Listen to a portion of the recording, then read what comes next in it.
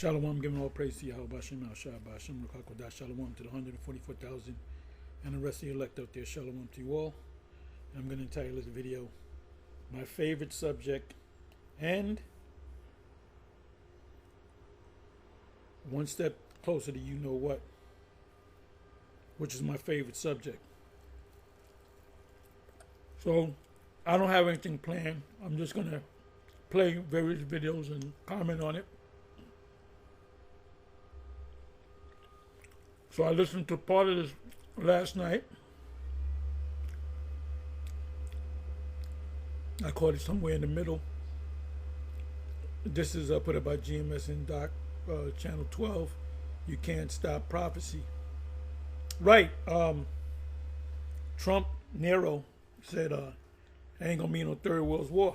Well, they're not. His Paula White, his religious Christian counselor, should have told him because she's part of the evangelical community and they do believe that there's going to be the war of Armageddon, which goes in hand with the Third World War.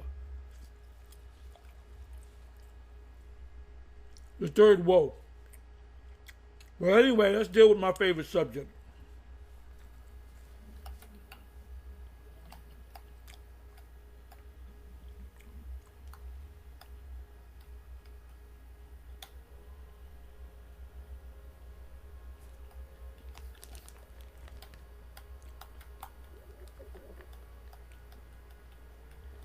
Coming up in a minute.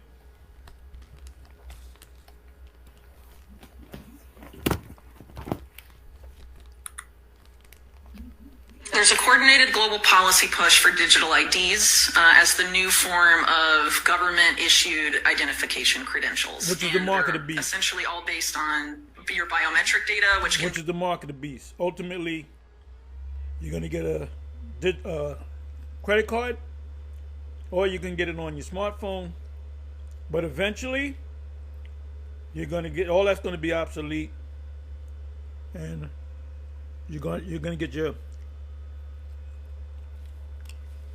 digital ID put in your microchip, which is going to be put on you. I hope you're listening, Bishop Nathaniel and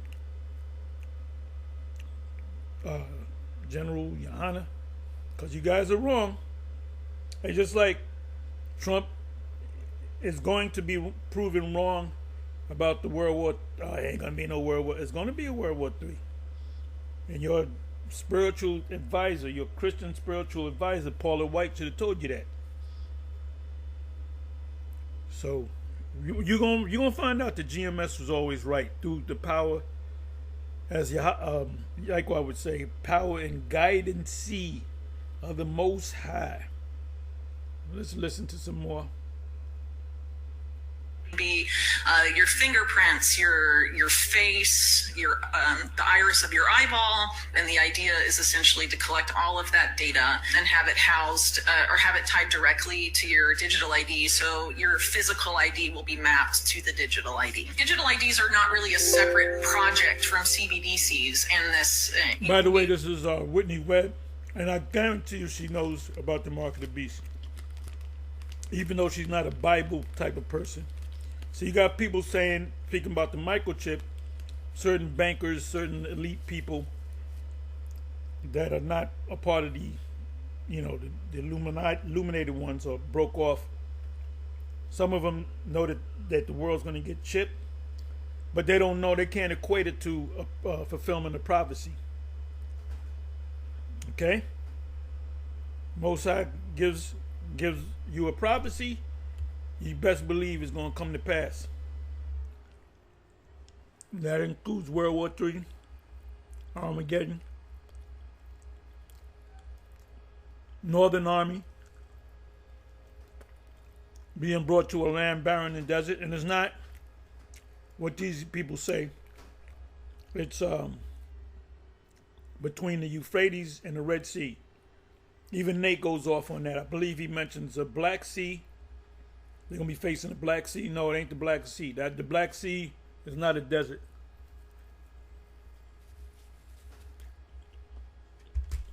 digital financial system. And UN documentation and also documentation from the Bank of International Settlements, they very overtly state that CBDCs and digital IDs are meant to go together. And without digital IDs, the CBDC digital finance system cannot exist.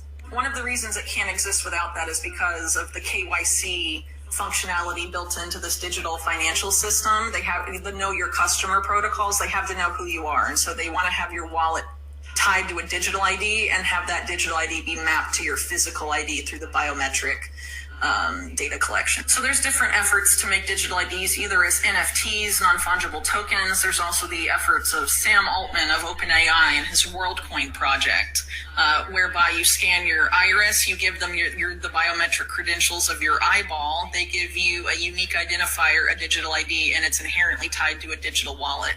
That is the same model the UN is using. They've already implemented it for refugees getting food assistance from the World Food Program. It's called Building Blocks. It's on blockchain. It involves refugees scanning their irises. In order to buy food or receive their rations, they have to check out of a grocery store style place in the refugee camp, and they check out biometrically with an eyeball scan. So that wow. So that's a test. That's a model for what they're gonna do to the whole world. Let's bring that back. Who is she talking about? Let's bring that back. Now the apostle said he's gonna play it again anyway. So let me play it again. Sam. Either as NFTs, non-fungible tokens. There's also the efforts of Sam Alt digital ID system project from CBDCs and this new digital financial system. And UN documentation and also documentation from the Bank of International Settlements, they very overtly state that CBDCs and digital IDs are meant to go together. And without digital IDs, the CBDC digital finance system cannot exist. Digital financial system, and physical ID will be mapped to the digital ID. Digital IDs are not essentially to collect all of that data and have it housed or have it tied directly to your digital ID, so your physical ID will be mapped to the digital ID. Digital IDs are not really a CD, so collect all your face, your the iris of your eyeball, and the idea is essentially to collect all of that data and have it housed of your eye. Digital IDs as the new form of government-issued identification credentials, and they're essentially all based on your biometric data, which can be your fingerprints, your face, your the iris of your eyeball, and the idea is essentially ultimately the microchip in your hand or in your forehead. You other Israelites, you better wake up, because you're gonna wake up anyway. You know when you're gonna wake? If you don't wake up now, we're going to wake up when it's manifested. Manifest destiny. I'm going to keep playing it back. If you don't like the fact that I keep playing it back and not letting it play, go somewhere else. Of that data and have it housed or have it tied directly to your digital ID, so your physical ID will be mapped to the digital ID. Digital IDs are not really a separate project from CBDCs and this new digital financial system. And UN documentation and also documentation from the Bank of International Settlements, they very overtly state that CBDCs and digital IDs are meant to go together, and without digital IDs, the CBDC digital finance system cannot exist.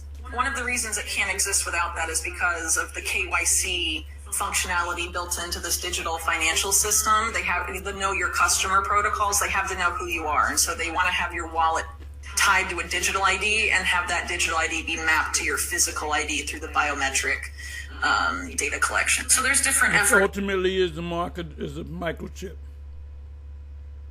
To make digital IDs either as NFTs, non-fungible tokens. There's also the efforts of Sam Altman of OpenAI and his WorldCoin project, whereby you scan your iris, you give them the biometric credentials of your eyeball. They give you a unique identifier, a digital ID, and it's inherently tied to a digital wallet. That is the same model the UN is using. They've already implemented it for refugees getting food assistance from the World Food Program. It's called Building Blocks. Hold up, I gotta play that again. tied credentials of your eyeball. They give you a unique identifier, a digital ID, and it's inherently tied to a digital wallet. That is the same model the UN is using. They've already implemented it for refugees getting food assistance from the World Food Program. It's called Building Blocks. It's on blockchain. It involves food wallet. That is the same unique identifier. If you give them the biometric credentials of your eyeball, they give you a unifier, a digital ID. I gotta keep playing this back and forth. The biometric You don't like credentials it, of you your can move eyeball. on. I don't care. The biometric life measure, meaning you are a bio, okay? When you study biology, it's the study of the human body. To cut it up, the lungs, how the heart works, the skin, this, that, and the third. So bio meaning living thing. You're a living thing. The animals are living things. At first, the test was with the cats and the dogs. That's your biometrics, okay? Metrics just means measure. They give you a unique identifier, a digital ID, and it's inherently tied to a digital wallet. That is the same model the UN is using. They've already implemented it for refugees getting food assistance from the World Food Program. The UN is using. They've already implemented it for refugees getting food wallet. That give you a unifier, a digital ID, and it's inherently tied to a digital wallet. That is the same model the UN is using. They've already implemented it for refugees getting food assistance from the World Food Program. You don't want to starve, you want to eat. So you got to be a part of the system. Ultimately, you're going to get the chip. It's called Building Blocks. It's on blockchain. It involves refugees scanning their irises. In order to buy food or receive their rations, they have to check out of a grocery store style place in the refugee camp, and they check out biometrically with an eyeball scan. Put you in a refugee camp, the way you're going to get fed, they're going to do eye scan, face scan, palm scan, ultimately the chip. But you guys better wake up. You other Israelite groups, major Israelite groups, you better wake up. But if you don't wake up, that just means you sold out. One or the other. Because you can't say you can't say, well, I didn't see it. You see it because we show it to you all the time. Remember, this is my favorite subject. And then the amount of food they have, the monetary value of that is subtracted from their digital wallet connected to their digital ID and their iris. So ID 2020, the UN and other stakeholders in this particular sphere often argue that the reason this is necessary is because of what they call the identity gap. And the identity gap is the claim that the lack of digital ID is preventing people, mainly the world's poor, from accessing essential services, whether it's banking, whether it's education. We gotta help the poor. You know how much we care about the poor.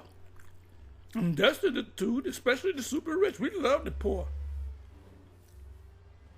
Poor is my favorite subject. And super rich, that's all they think about. They're always concerned about you poor. Whether it's healthcare.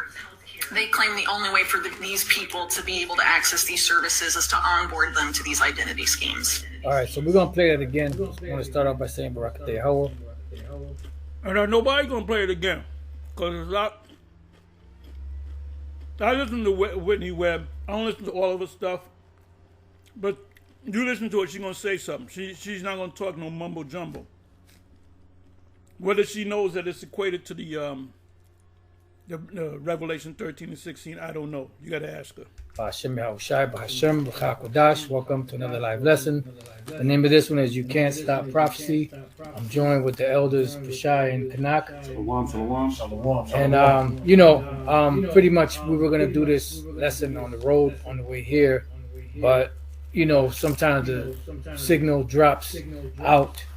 When you go out, on these different platforms, as far as on the road, sometimes the signal drops out and you can't really get a good, good service.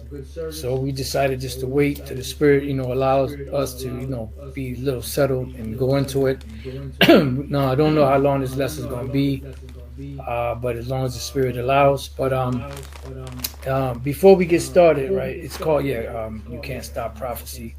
I'm gonna just go to the chat, right? I just typed in the chat, what is prophecy, right? And it says, prophecy is a message or revelation believed to be communicated by a divine or supernatural source, often concerning future events. It typically comes through a prophet, someone considered to be chosen or inspired by a deity to deliver that message.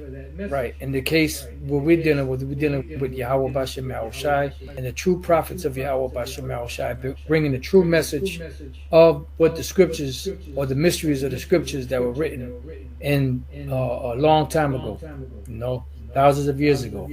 It says key elements of prophecy: source, usually attributed to a god, spirit, or divine force. Messenger, delivered by a prophet, seer, oracle, or visionary.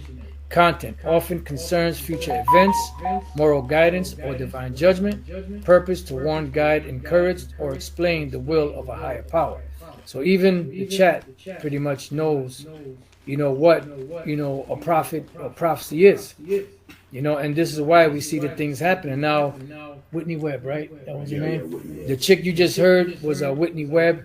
We're gonna play some of that video again so you can hear some more points that she's talking about. But if you notice, as we've been saying, everything that you do, every transaction, where you go, everything that involves people maneuvering in this new system that's being set up is all being digitized.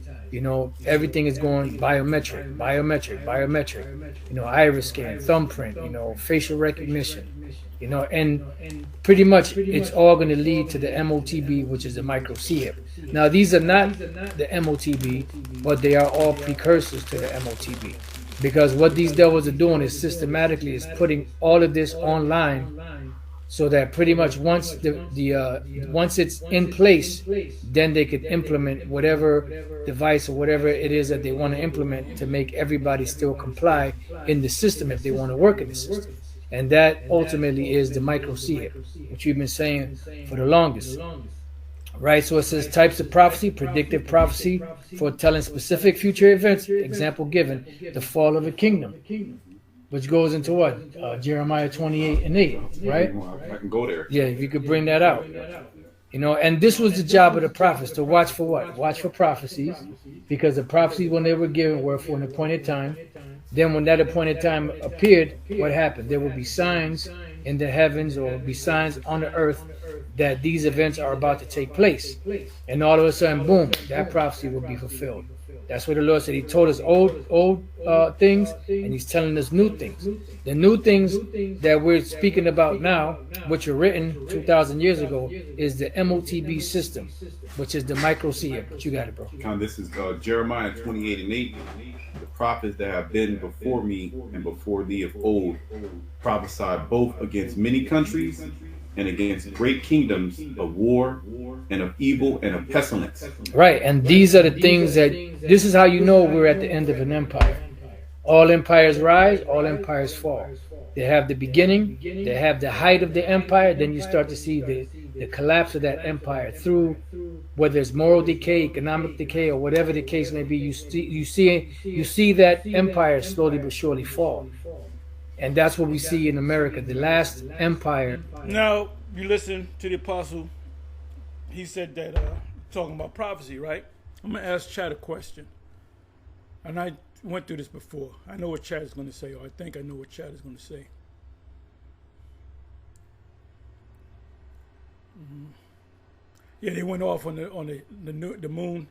They said the Sabbath is based upon Friday sundown, Saturday sundown. The Hebrew calendar is lunar, solar, months. But then they'll say, oh no, Friday sundown, Saturday sundown. So they don't know. Let me do this.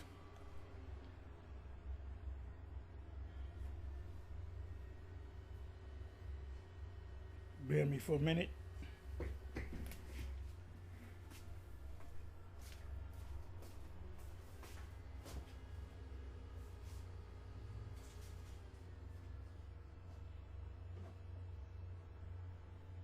Bear me for a minute.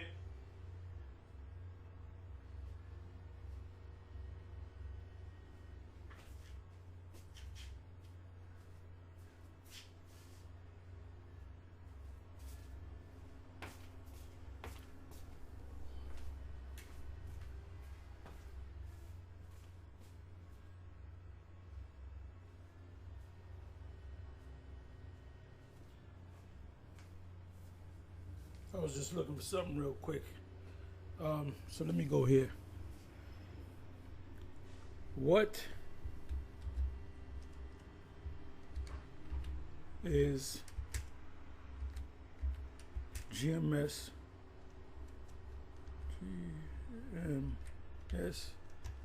Hebrew Israelites?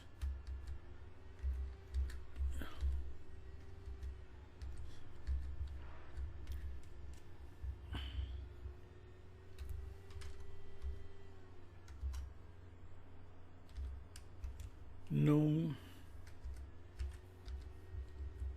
for question mark.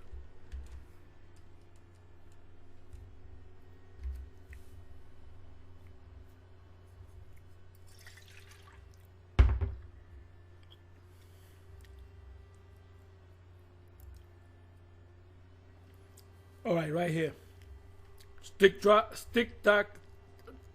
doctrine and teaching. GMS is known for very rigid interpretation of the Bible, especially the Old Testament, which are the prophecies, prophetic books. They teach that only certain ethnic groups, particularly so-called blacks, Hispanics, and Native Americans, are the descendants of the 12 tribes of Israel. They heavily focus on prophecy, judgment, which is prophecy, and end time teachings, which all equate to the word prophecy. They heavily, who's the they?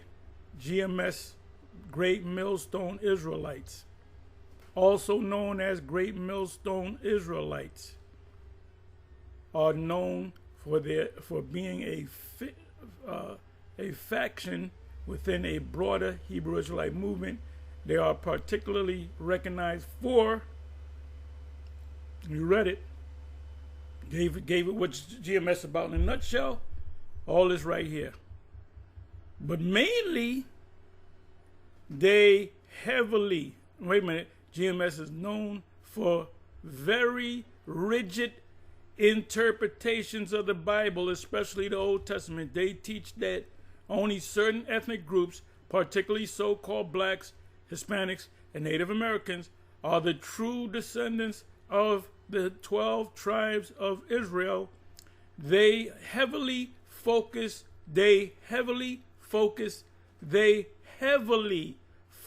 on prophecy, judgment, which is a fulfillment of prophecy, and end time teaching, which is a fulfillment of prophecy. Let's come on down. Controversial and aggressive preaching style. GMS. Now they compared us to the other camps, and they said we're the most strict when it comes to the scriptures. I mean, IUIC, when they on point, they on point. You know, I give them that much. Look at this.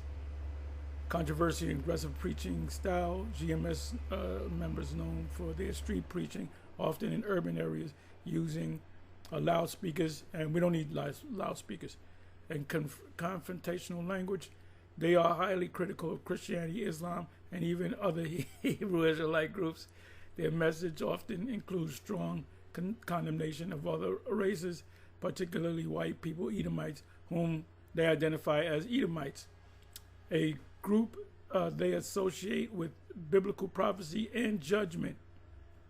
That's why they always coming around, you know. But some of them that come around that's sincere, a lot of them that look like Edomites are Jake. So you got to tell them that. You say you could be. What are you, Irish? Oh, you might be a Jake. What are you, Sicilian? Oh, you might be a Jake. What are you from? Sardinia? Oh, you might be a Jake. Naples? Oh, you might be a Jake. Right? It says distinctive beliefs compared to other groups. They emphasize the Apocrypha as scripture. Well, other groups do too. GMS is known for graphic and often explicit interpretation of the Bible, including some teachings that are seen as controversial or offensive even by other Israelite groups, like the grape doctrine. Unlike some other camps, like IUIC, or ISUPK. Why do they mention them two? Because they're two prominent camps. GMS rejects organized, polished appearances. Instead, they focus on what they see as raw truth. Hey, you know what scripture comes to mind? They shall not wear a rough garment to deceive. We're wearing a rough garments, but we're not deceiving. End time focus. GMS frequently preaches about the destruction of America, referred to as Babylon the Great. They see world events as signs of a prophecy being fulfilled, and promote preparing spiritually for the return of Yahushua, their name for Jesus. Controversy. GMS has been labeled by watchdog groups like the Southern Poverty Law Center, that's his organization owned by, and controlled by the Small Hats, as an extremist hate group due to their racist, homophobic, and misogynistic, excuse me, as a tongue twister for me, rhetoric. Misogynistic means, we're over women, misogynist, right? And that's all biblical. The scriptures condemn this thing right here. Okay? Extreme hate. Like when you look at everybody, yeah! Look at that hateful guy. How did you get America? Through hate. How are you on top? Through hate. Everything is through hate. You're the ultimate, you Edomites are the ultimate hate group. If you're asking for academic, historical, or sociological purposes, it's important to understand that the Hebrew Israelite movement is diverse, and GMS represents just one of the more radical factions. Often groups may share some similar beliefs, but differ greatly in tone, structure, and public engagement. No, we just tell you the truth. So this kind of describes GMS in a nutshell. Let's come on back.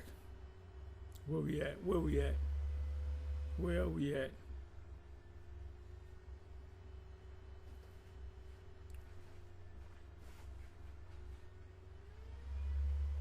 Okay, here we go. Let's go. Of the heathen nations, which are the Edomites.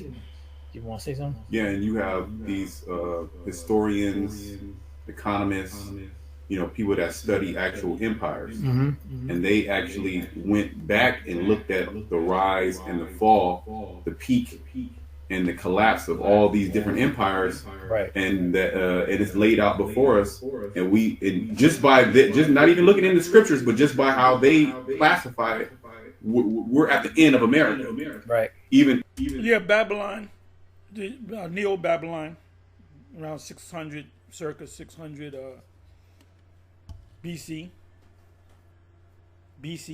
before the Common Era. Babylon was taken down ultimately by the Medes, and ultimately you had a what do you call it? Co-rulership,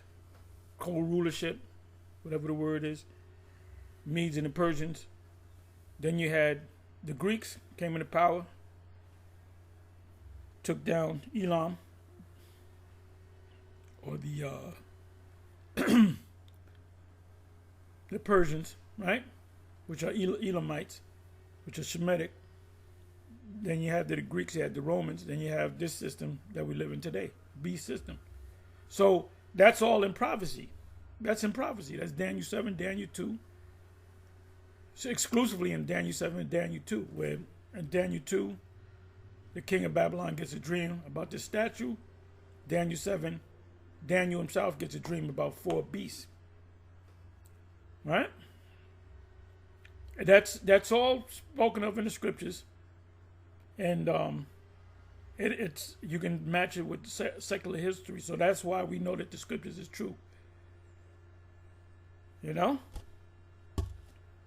So let's go ahead and let it play. Even just going through the chronological, steps of a empire that rises and an empire that falls, and we're at the latter end of the empire. But that goes right.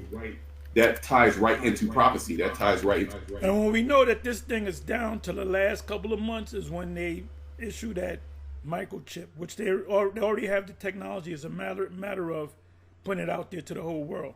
To the scriptures, that we are in that time in which America, Babylon the Great, is getting ready to fall. So any of you guys that fell off recently or about to fall off or fell off in the past, you're going to get caught out there. Trust me.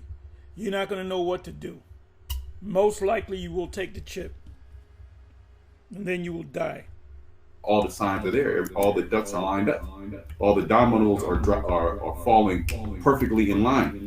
And one thing also that really these historians, economists, people that study history, what they don't actually tell you is that the prophets came out right before each of these kingdoms fell. They don't say that. See what I'm saying? Like 70 AD, the prophets was out before that actually happened and telling you that was going to happen. Babylon the Great, Egypt fell. You had Moses and Aaron. Mm-hmm. So that's one thing that they get wrong, that they don't add, is that the prophets came out before. Just as we read in here, they came out before empire fell, and that's in all empires. Right. You gonna say something? No, before they spring forth, I tell you these things. Before they spring forth, I tell you these things. Prophecies. That's it. That's the Lord's moment. And because the Lord says, surely the Lord power will do nothing but to reveal the secrets unto the servants of prophets. So it says predictive prophecy, for foretelling specific future events, example given the fall of a kingdom, moral or social prophecy, calling people to ethical or religious reform, common in biblical prophets, apocalyptic prophecy, describing end of world scenarios or cosmic battles between good and evil. Symbolic or allegorical prophecy, using symbols or visions open to interpretation, right? And that's the reason why most people can't see that America is written in prophecy, because when America was seen in the visions, of its rise. I'm sorry, let me do this. I got to do this. I must be allowed to do this. Let me do it this way. Let me do it this way. Where is it? Where am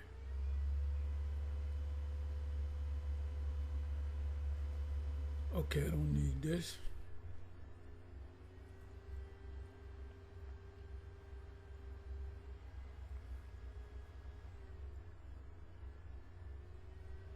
Okay, I wanted to ask Chad another question.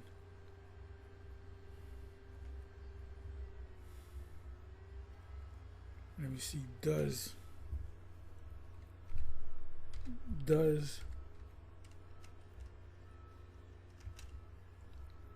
the IUIC teach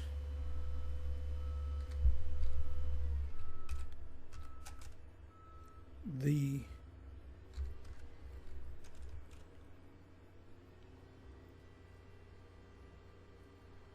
mark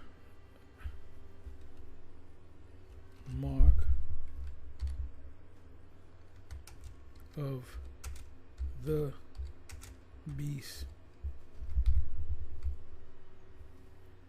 I'm gonna put it in. Certain words are left out, but let me see if it picks it up. If not, I'll re-ask the question.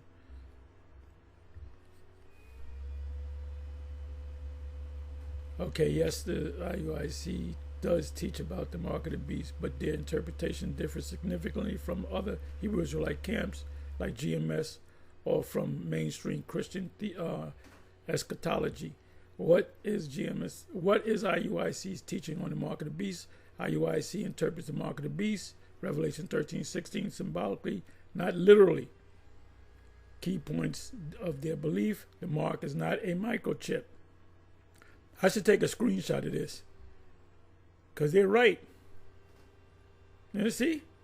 It says the mark of the beast is a microchip, not a microchip. IUIC rejects the idea that the mark is a physical microchip or implant, which is a common teaching in camps like GMS or some Christian prophecy circles. So you got Edomite Christians, you have evangelicals, born againers, that believe in what we believe in. Symbol of alliance to the beast. Okay.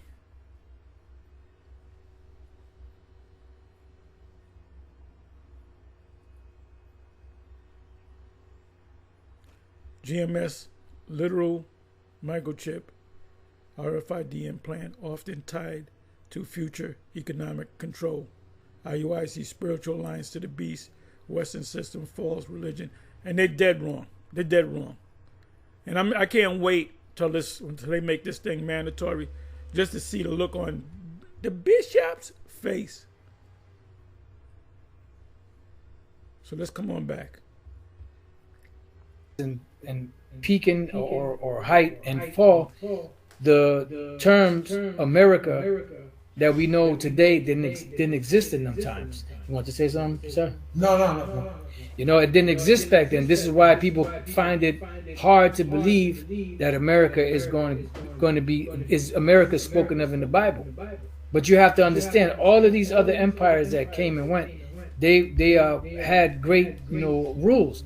So America has the greatest rule over any empire that ever was on the face of the earth.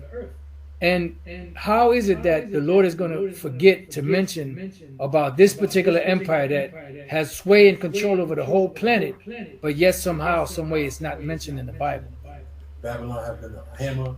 Yeah, a bunch of Edomites just snuck behind the Most High's back, and they took their time building the thing. And the Most High, I didn't know there was a place. This is America. I ain't know about nothing about this. Well, I'll be ding donged. That's why we look. See, they say that we're arrogant, and yes, we are arrogant because we think we're better than you. We're over you. Yeah, that's it. Yep. Whole earth. That's it. You know. How is the hammer broken? You got What other nation has put the hammer on the whole earth? You know, like America. So that has to be, by process of elimination, America. That's it. You know. So it's examples. It's, if your brothers got any precepts or points about Shop, examples is in the Bible. Prophets like Isaiah, Jeremiah, and Daniel deliver prophecies from God, the Most High. In Greek mythology, the Oracle of Delphi delivered prophecies from Apollo. That's going into something else. In Islam, we're not dealing with that. We're dealing with the scriptures. Because at the end of the day, none of these other books out there are prophesying anything about end times where we're at now. About the technological infrastructure that's in place, the control of the monetary system through a digital system that's being established, to where people will be shut out of the system that can't buy or sell except they have this particular device. Yeah, because the so-called Oracle of Delphi and the so-called Prophet Muhammad, they didn't have any prophecies. There you go. You know what I mean? There was no end-time prophecy. You can't go back into none of those records and come to the conclusion of what's getting ready to happen now. That's it. Or they're telling you what's getting ready to be set up down on earth. The only place you can go to is the scriptures, and the only ones you can go to get the proper breakdown are the true prophets. That's it. There is no other alternative. There is no other alternative. The Most High made it black and white, and basically, as the scriptures say, then thou shalt know that there has been a prophet among you. Then you're going to consider once the prophecy is actually here. Once you don't need faith and belief to actually see it, because the prophets they were called visionaries. Seers. Yep. First, they were able to see into the future. The Most High opened up their mind to see into the future, so they already saw it. Like Noah, he was moved with fear. The Most High opened up his eye to see what he was going to do in the future. Yeah. So he was moved with a different mindset, with a different spirit than the rest of the world. The rest of the world, they understood once it started to rain. Yeah. That's only when they was like, damn, he was right. They had to see it to believe it. They had to see it to believe it. The prophets didn't have to see it, they actually did see it. Right. But in visions. And they wrote about it, but they didn't understand what it meant. This is 2 Peter 1:20. Knowing this verse that no prophecy of the scriptures is of any private interpretation. For the prophecy came not in the old time by the will of man, but holy men of the Most High spake as they were moved by the Holy Spirit. Like you said, they had a separate spirit of them. That separate spirit gives you a separate vision outside of the rest of the world. There you go. You know? Yeah. And then when you read the 19th verse, it says, we have also a more sure word of prophecy. It's not, you know, like even Daniel said that the prophecy is sure. Yeah.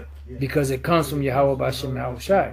None of those other religions out there can claim to have any prophecies. Even these so-called Christians out here that claim to be Bible thumpers, they don't talk about end-time prophecies and the destruction of America. You know, now some of They are now because they're watching us. These Christians, they follow us to study, to pick up their game, like vocab. them that are more, you know, into prophecy, they speak about the MOTB being a microseer because they could actually see it because they've actually studied and looked into the scriptures, and some of them are jakes anyway. But at the end of the day, these Christians out here, these regular Christians out here, they're not talking about the end of the world and the Lord coming and establishing His kingdom. You know, they're just going to church, singing and dancing, and that's it. Yeah, and if they are, say there were certain individuals that were talking about the end of the world and the Lord coming back, they can't explain what's being set up right before our eyes now. Yeah. They can't go and say, what about the MOTB, digital IDs, you know, all these coups going on, you know, the NW to the O. They don't go into none of that information. They might just say, you know, Jesus coming back with fire. You know, Armageddon. You know, they talk blanket statements, but they can't tell you exactly specify. They can't specify actually what's happening. That's the perfect word. Antichrist. Yeah, the anti. You know, they'll throw out little keywords and, you know, the rapture and this and that, but they can't specify and tell you. Oh, they definitely can't tell you what the MOTB is.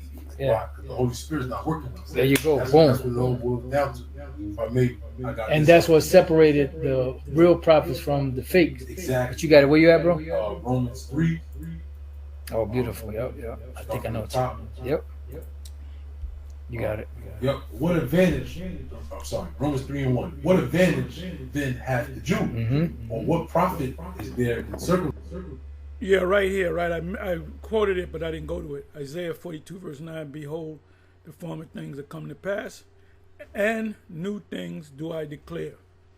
So when we talk about the MOTB, the destruction, the deliverance, those are the new things that are being declared by us before they spring forth. I tell you of them. Right, that's what the word palantir, that's a technology to see far, meaning you see the future too. It's distance-wise and time-wise. You can see before you with prophecy.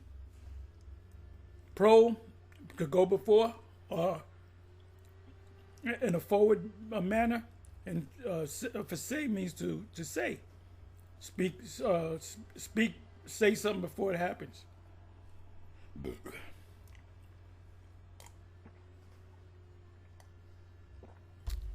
Another precept that backs that up is, I believe it's 46:10, if I'm not mistaken.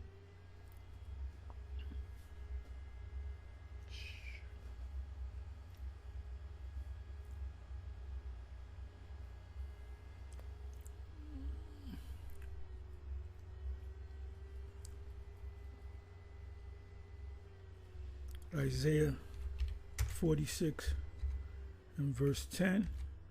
Let's see if I'm correct.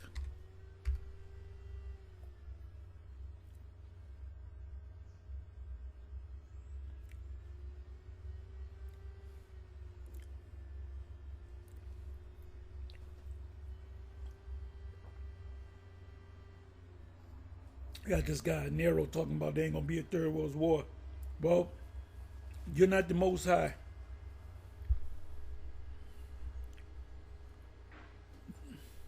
Declaring the end from the beginning, and from ancient times the things that are not yet done. Prophecy saying, "My counsel shall stand, and I will do all my pleasure." He said he's going to be a world war. Let me start up here. 9th verse. Remember the former things of old, For I am the Most High, and there is none else. I am the Most High, and there is none like me. Declaring the end from the what? Beginning.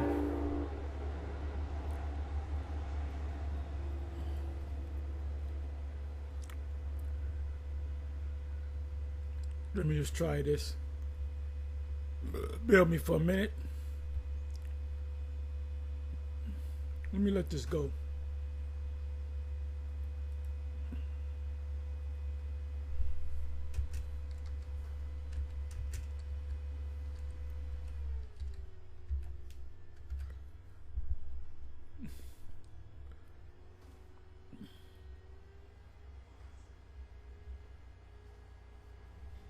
This is Wisdom of Solomon 7 verse 8. I might have to open it up. You know what? I'm going to open it up. Let me open it up. This is 18, 7 and 18. Let me go to context. Let me see. I don't want to read the whole chapter. Okay, this is the verse starting from the 16th verse. For in his hands are both we and our words, all wisdom, also in knowledge of workmanship. For he have given me certain knowledge. He's talking to this is Yahweh talking to Yahweh Shai when he was Solomon. Now you got Nate saying, "Oh, Yahweh the Father never dealt with nobody in the Old Testament." Well, wait a minute, right here, the Father's talking to Solomon, which is Yahweh Shai, of the things that are, namely to know how the world was made and the operation of the elements, the beginning, ending, and midst of the times, the alteration of the turning of the sun, and the change of seasons, the circuits of years.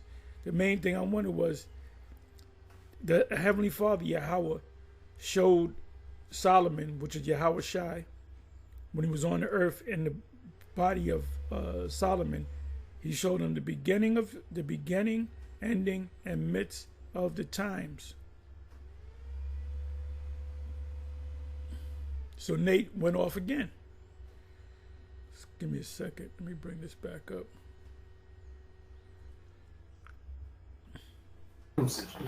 Much every way, chiefly because that unto them were committed the oracles of the Most High, which is the word. Yep.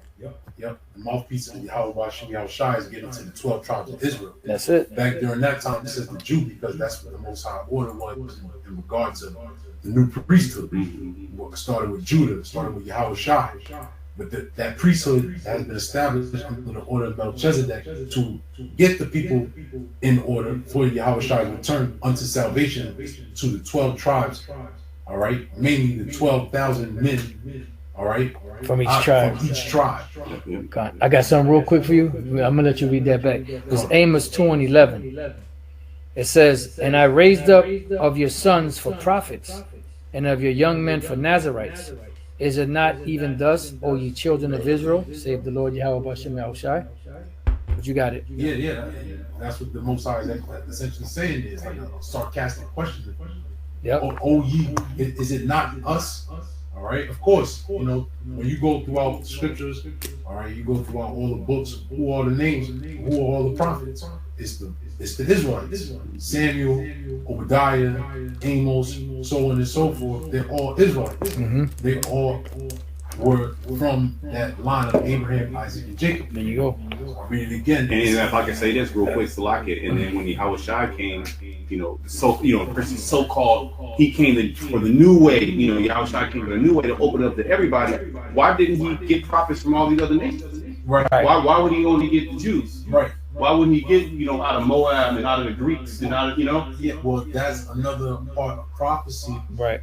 Is what? The mystery of the Gentiles. Right. Because the Christians, they'll try to say, because when he said that I have sheep that are not of my fold, they'll try to incorporate the other nations. But when you understand the mystery of the Gentiles and what happened during the time of the Assyrian Empire, you understand that the 10 tribes were scattered. They were gone. Right. So that stock that Yahweh Shai was talking about, as far as not of his fold, is talking about the other 10 tribes. Yep. All right. It says what advantage then have the Jew, or what profit is there of circumcision? Yep. Much every way. Right? And the NLT says, yes, there are great benefits. First of all, the Jews were entrusted with the whole revelation of the Most High. God damn. See? Who wrote Revelation? Yeah. You know, John the Revelator, which was an Israelite. And the word revelation means what? To Peel back the veil, yeah. To pull back the veil.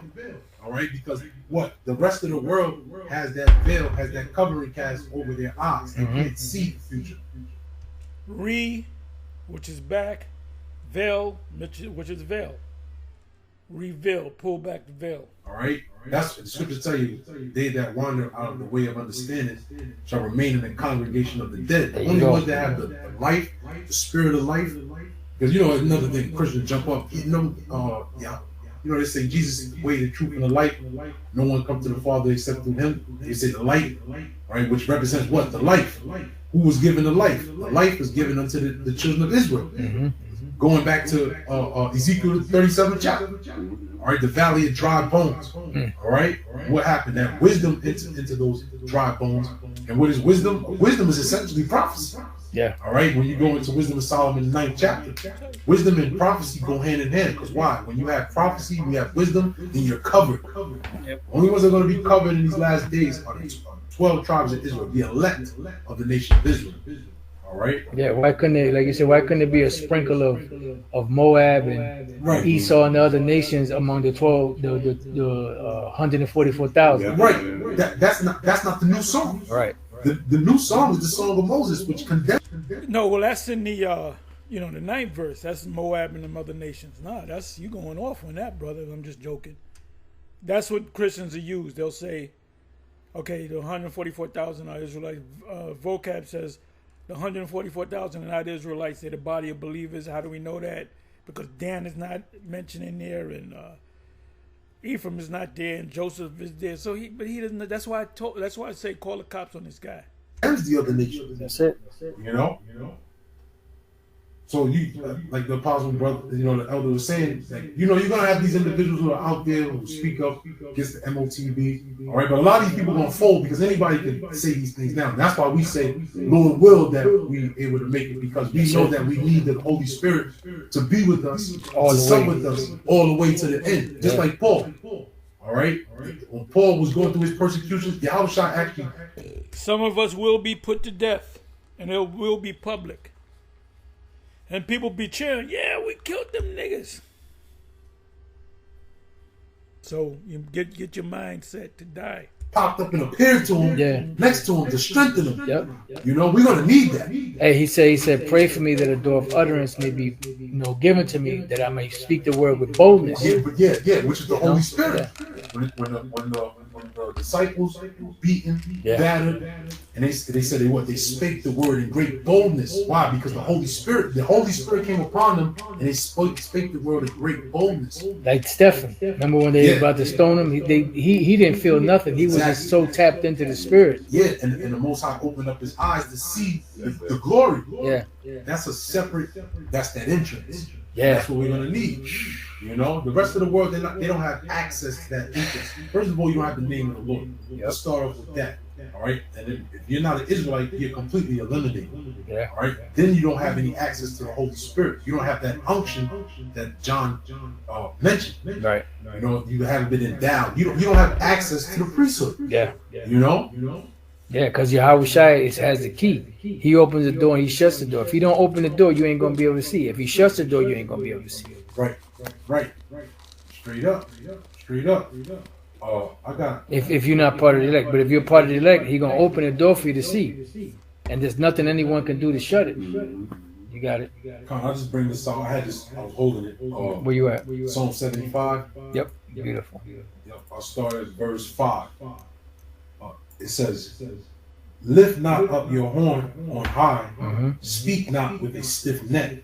For promotion cometh neither from the east, nor from the west, nor from the south. But the Most High is the judge. He putteth down one and setteth up another. which is dealing with what? These particular nations. The Most High is the one that's allowed Esau even to establish Babylon to be that strength over the earth. And the Most High is going to be the one through his mouth, starting with the prophets, the men of the Lord, all right, that has that influence of Yahweh Shai, that spirit of Yahweh Shai on them to do what? To cast this place down, just like all the other kingdoms prior. Right. Yeah, and the word promotion goes back to the word rawam, which goes back to the word rum, which means exalted. Yeah. So promotion or exaltation, or to be put into that, position of empire status, is not given from anywhere on the planet, but it comes directly from Yahweh Bashem Yahushai. That's why it says, that men. Okay, so I'm gonna change gears. You watch the rest of this. You got a little sneak peek. Okay, let me give me a second here. Everything's coming together. From men, which are they? And oh Lord. Let me see. I don't want to go into that. I don't know what that's going into. This is the way. Walk ye in it. When you go to the right hand or to the left hand, this is the way. Walk ye in it. Isaiah 30 and 20.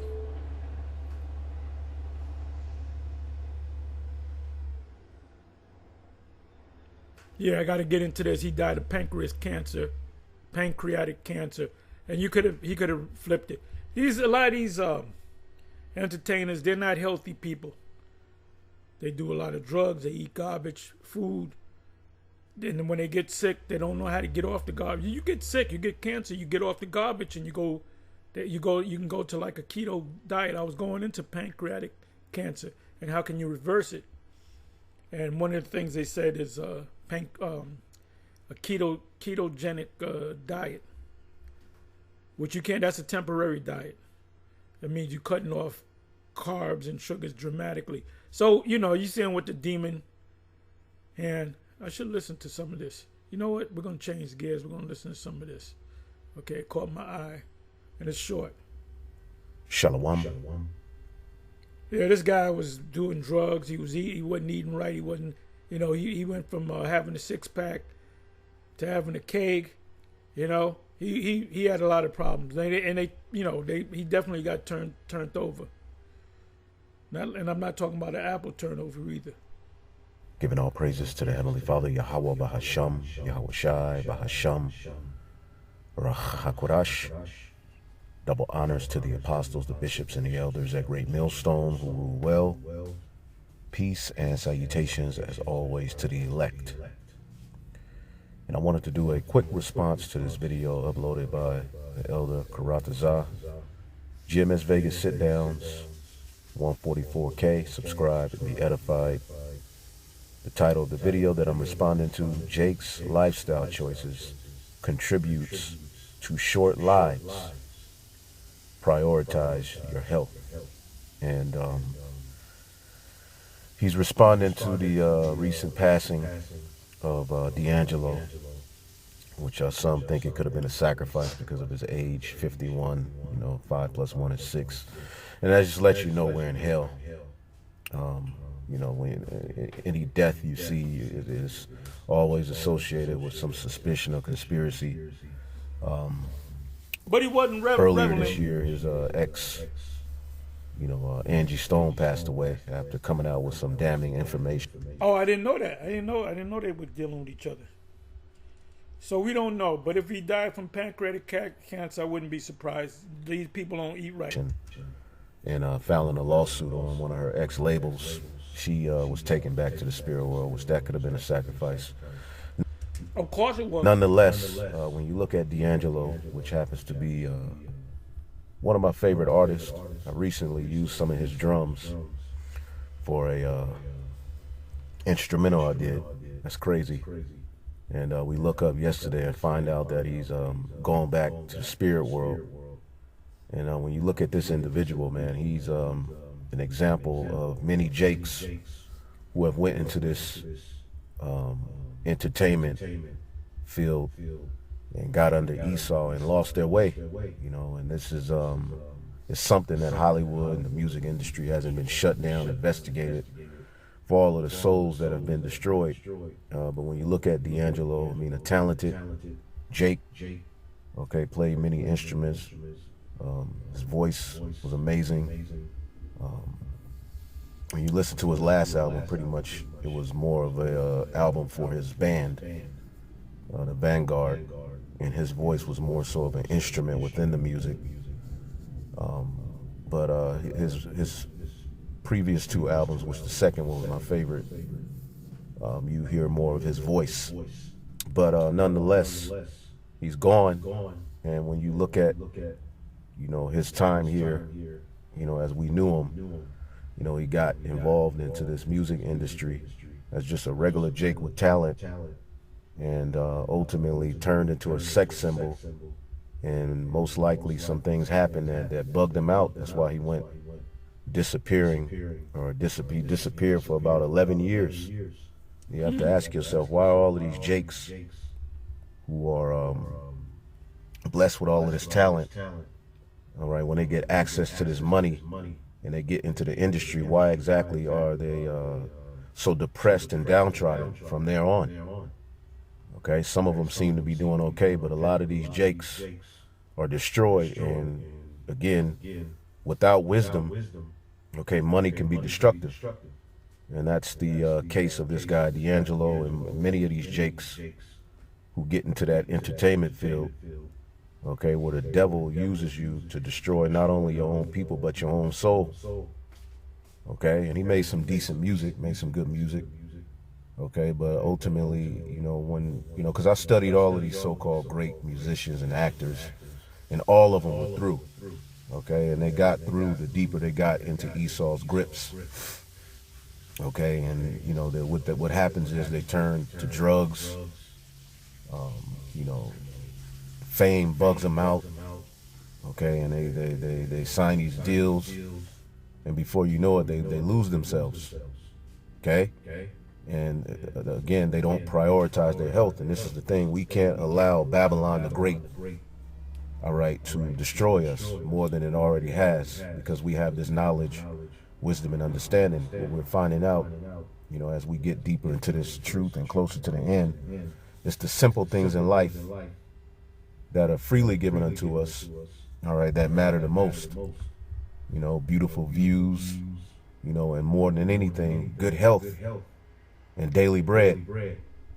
Okay? Yeah, because we here at GM, we stress being healthy, exercising, eating as clean as you possibly can. If we see you at McDonald's and you, brother, we gonna kick your ass. Well, I can't tell you what you can personally do or not do, but you couldn't pay me to go to McDonald's or Wendy's. But okay, the elder knows a lot more. He's a lot more knowledgeable about the artist here. This guy, I forget his name. Damn, what's the guy's name? I forget the guy's name. Shit. I'm not that much into him. D'Angelo. I'm sorry, D'Angelo. Yeah, I remember when he first got big. He was that sex symbol thing. He used to sing without a shirt on and had the six pack and all that. You know, even the white girls used to swoon for this guy. But, you know, he was in that world. So, you know, anything could have happened. Like I said, they don't take care of themselves. They do a lot of drugs. They don't eat. They eat the king's food. You read about that in Daniel 1. You know, like I said, we eat the best of the worst. Try our best to get anything that's organic. You know? But anyway, so you listen to the rest of this. This is going in a different direction, but there's another video that notification came up. Okay, let me see. The baby mama hustle will become a curse. Yeah, nobody wants to deal with the Jake woman. She's gone. She's dead. She's gone. She's beyond gone. Ain't nobody want to deal with no Jake woman.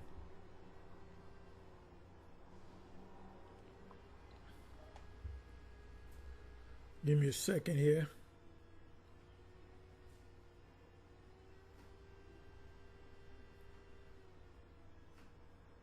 Give me a second here. I'm just trying to find this video. And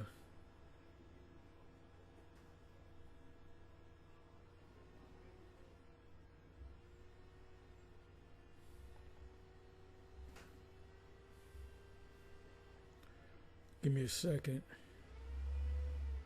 It's Captain Desire. Let me see what he says. Today, black relationships are money exchanges. Who's at fault? Yeah, these women. And one of my famous precepts, Amos 7:17. Your wife shall become a harlot in the city, and that's what these black women and a lot of these other tribes women become. Like in Santa the DR, man, them women are like trained, pros. You got people that come around the world, give them money, throw money in their face, and that's part of their religion. Part of their religion is getting on their back or getting on their knees.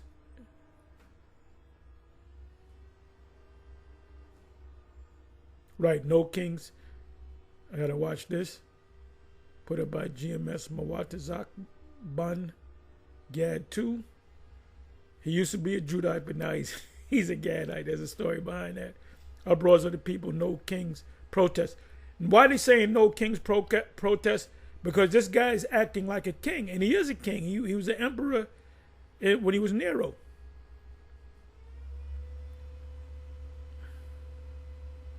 Trump caught in double scandal, worse than you think. It can't get any worse. I don't get surprised whatever comes out about this guy. There's nothing that can surprise me. He's not going to leave out of office unless the Most High pushes him out. I'm trying to find this video.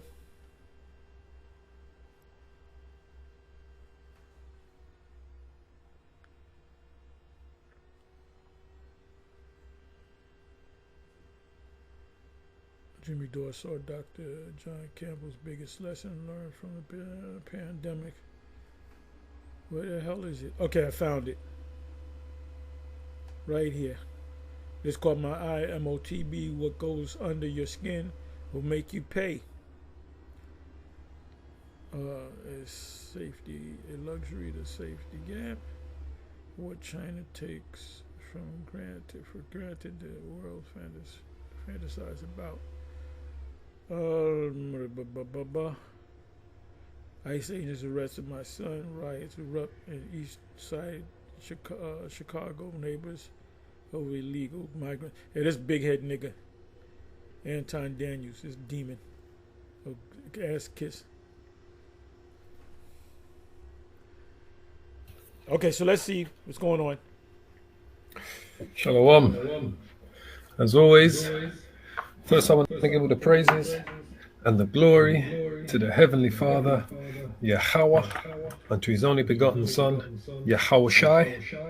Double honors to the apostles and to the elders of Great Millstone. Shalom to you, and shalom to the hopeful elect, brothers and sisters of the house of Israel. As the Bible says, many are called, shalom to the hopeful elect, few are chosen. The chosen are the elect of the nation of Israel. All praises and glory to Yahweh Hashem Yahushai B'Hashem Rakah Kodash. Yahweh is the name of the Most High God. Yahweh Shai is the name of the Son, who the world ignorantly calls Jesus Christ. Topic of the year. Topic of the year. MOTB, back again. Mark of the beast. What goes under your skin will make you pay. He said what goes under your skin will make you pray. I'm saying what goes under your skin will make you pay. All right? So we're just gonna go through these bits of this video here that the Next News Network put up. As I say, it's very they go out to a lot of people. Fair use. As you can see, it's got 2.2 million subscribers, right? It's a very popular channel, right? And he's a so-called Christian, this man. Let me just put my copyright disclaimer. Copyright disclaimer under sections 107 of the Copyright Act 1976. Allowances made for fair use of purposes such as criticism, comment, news reporting, teaching, scholarships, and... You know what I'm going to do? We're going to have to start doing this. I'm going to take a picture. Give me a second. Yeah, let me take a picture of this. I do have a copy of the Copyright Act of 1976, but I'm going to take a picture. Oh, you know what? Okay, what is this? Okay, I'll get it in a minute. It's no big deal. Research. Fair use is permitted by the copyright statute that might otherwise be infringing, non-infringing. Well, praises. Got through it. So, without further ado, because we don't really have to spend too long on this, we're back on the topic. We're back on Apostle Tahar's favorite topic. All praises. Back on his favorite topic, man. It should be everybody's favorite. And this, I was just going to say that. I said it should be everybody's favorite because everybody's doing it now. They're catching that trend. Well, we're doing a lot of it. Well, last night, the Apostle Ramlab and the elder, the two elders, Pashai and Kanak, if I'm saying his name correctly, they did it. And I watched some of it. I had to go to sleep, but I caught it in the middle and caught most of it, and I had it playing while I was laying down. So I was kind of like half asleep. So I wanted to listen to the rest of it. So got up this morning, listened to most of the rest of it, and I did the video. But things are moving, man. Things are moving. MOTB, Mark of the Beast. But we know for one definite, it's definitely Apostle Tahar's favorite subject, boy. So we're going to hit this to put this out to the elect of the nation of Israel once again. So let's hit play. Last week, we warned you about the digital ID. Well, tonight it gets darker. The Gates Foundation has developed microneedle patches that inject permanent quantum dots under your skin. Which is, we knew about that years back. It's quantum dots. You can't get quantum dots, and you can't get if it's a tattoo that you can use to swipe. I would not get that either, because that's the part of the mark of the beast too. It could be a square chip. It could be a chip the size and looks of a grain of rice. Anything that they inject into your skin, biometrics, that's when you took the mark of the beast. If you're forced to have your bank account, your medical records, and your smartphone as in the form of an app, that's not the mark of the beast. The mark of the beast is when they go biometric. Even if you get an eye scan, that's not the mark of the beast. You get a digital, because now when you go in the system, when they lock you up, holding cell, and they process you, what they do is they don't use the ink no more. Everything is digital. So you can go to Whole Foods and get a palm scan and have your palm linked up to the bank. That's not the mark of the beast. I mean, I'm not going to do it, but there's going to be a point where there's not going to be no money.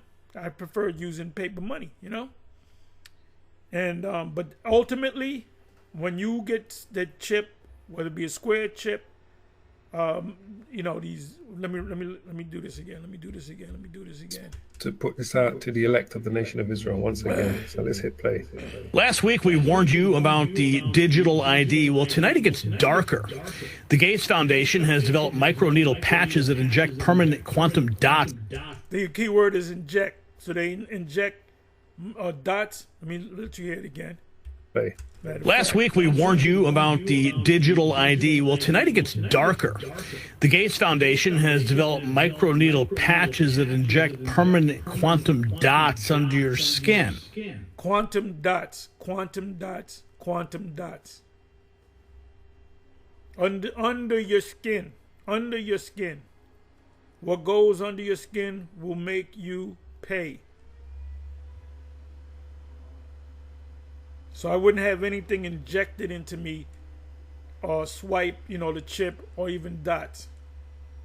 Like I said, because people are going to come to me They did away with the money system, and I got to have this account in my smartphone. Is that taking the mark of the beast? I've said it many times. I'm saying it right now. Watch all the videos. These marks last 5 years minimum and glow under scanners. Without them, no grocery stores, no gyms, no travel. And the EU is now demanding Americans surrender fingerprints and biometrics just to visit Europe. Now you can do that. You can give them a digital fingerprint, a digital palm print, a facial scan, an iris scan, which is the eye scan. They showed you that in the movie. What is it? The Minority Report, starring Tom Cruise. Good morning, Mr. Nakamoto, and whatever the Nakamoto, Sakatoto, whatever his name was. Oracle's Larry Ellison openly bragging about total surveillance. Now, I'm going to tell you guys something about Larry Ellison. Who was doing the video? I believe it was, and I spoke on it on the video that I put, which was various topics, and I cut it up into parts. I believe it's going to be like 7 parts of that video. I put up 3 parts. But it was the elder Yashawamba out of Dallas, Texas, the head of the Dallas, Texas camp. He was doing some. He gives you stacks of documents about leading to this whole thing, which I don't give you that many. I'll give you a couple of them because I figure you all you need is a couple of them. But I mean, you got more proof, you know. So he likes to go into a lot of documents to back up what he's saying, and we all do that to a certain extent. But he was going into Larry Ellison. And his son is David Ellison, and his son is a grown man too. I think Larry's like 80, 81 years old. And I looked him up, you know, because I believe Elder Yashwan call him the devil, or he said, "Look at this guy," you know. And I said, well, let me look this guy up, because we all say that they're all small hats. Not all of them are small hats. Some of them, their mothers are small hats. They consider him as being a small hat because his mother's a small hat. And they go by the Talmud, right? And the Talmud, what else they go? The Talmud is one, and I think they go to some other books.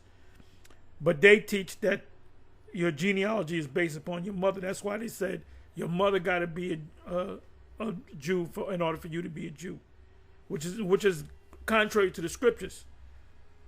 Because what's David's mother's name? Nobody knows. You can make a name up. Because David's line went through his father, which was Jesse. Then from Jesse to Obed, then to Boaz, on up to Judah. To Judah, his line goes back to Judah. Your line is a patrilineal line. Excuse me.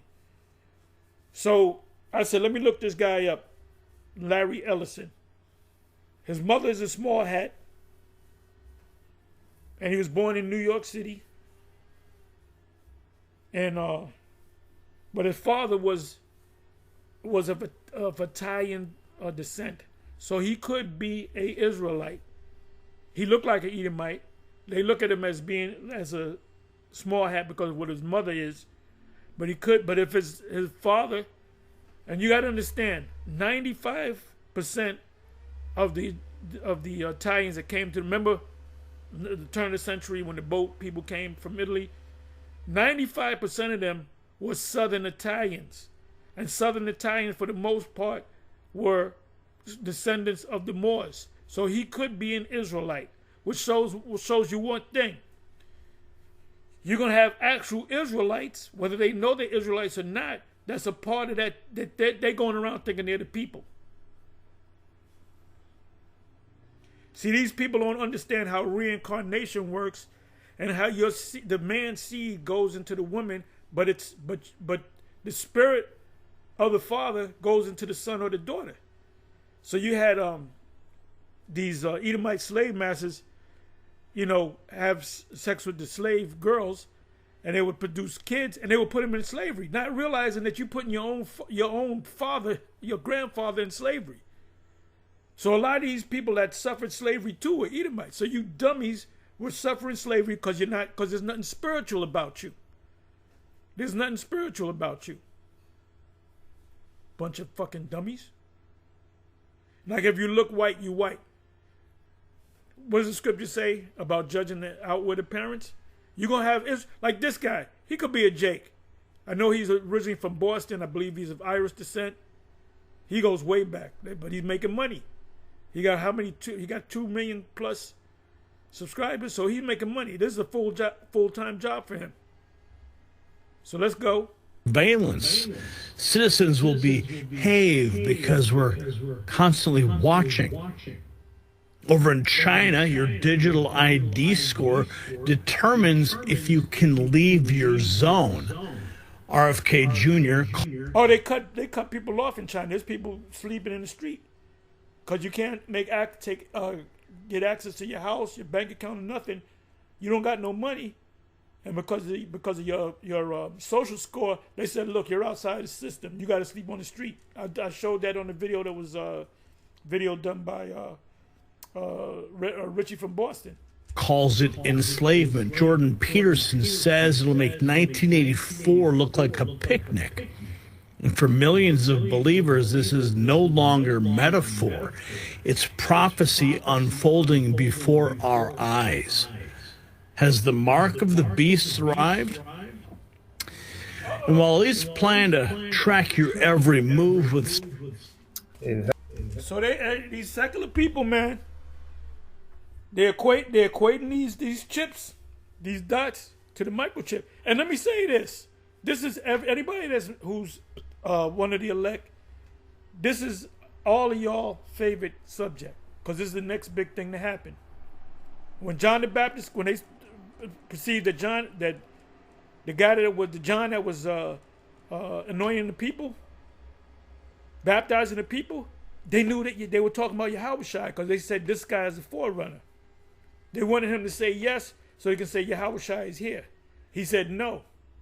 That's absolutely. Skin implants, working families can't even afford basic necessities. Eyes.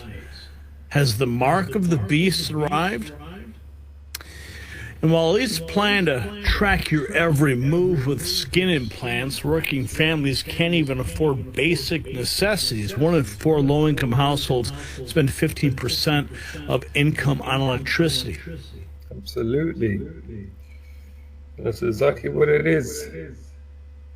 Just drop it up a bit here. Order at don'twastepower.com. Pull the thread and the hole is fixed. Next time your clothes tear or come apart, don't throw them away. With this simple trick, you can restore them. First, go away. Now, we brought this up last week. Revelation chapter 13. Hold up. Wait a minute, man. I didn't know you were going to say that. I didn't know he was going to say that. So they know. So my question is this. What's up with Bishop Nathaniel? What's up with General Yohana? What's up with Captain Tazariak? What's up with Captain Katazar? What's up with you guys that used to snap on us? And you can continue to snap on us. I want you to snap on us when you sit down and the doctor put that chip in. You go snap on us and film it. All you guys that said that we going off, that we got that from Alex Jones, when you get your chip, I want you to film it and I want you to put it on YouTube. Verse 16 and 17. Also, it causes all, both small and great. And don't be surprised if he's watching our videos. A lot of these people that's giving you this information, it sounds similar to ours, the way they line up the scriptures, they watch us. They just don't want to give nobody. See, we'll give you credit. We'll give a person a credit. If Eustace Mullins said something, I say, well, Eustace Mullins said this 10 years ago, or Alex Jones said this. If Alex Jones said something, I'll say Alex Jones said that. You know?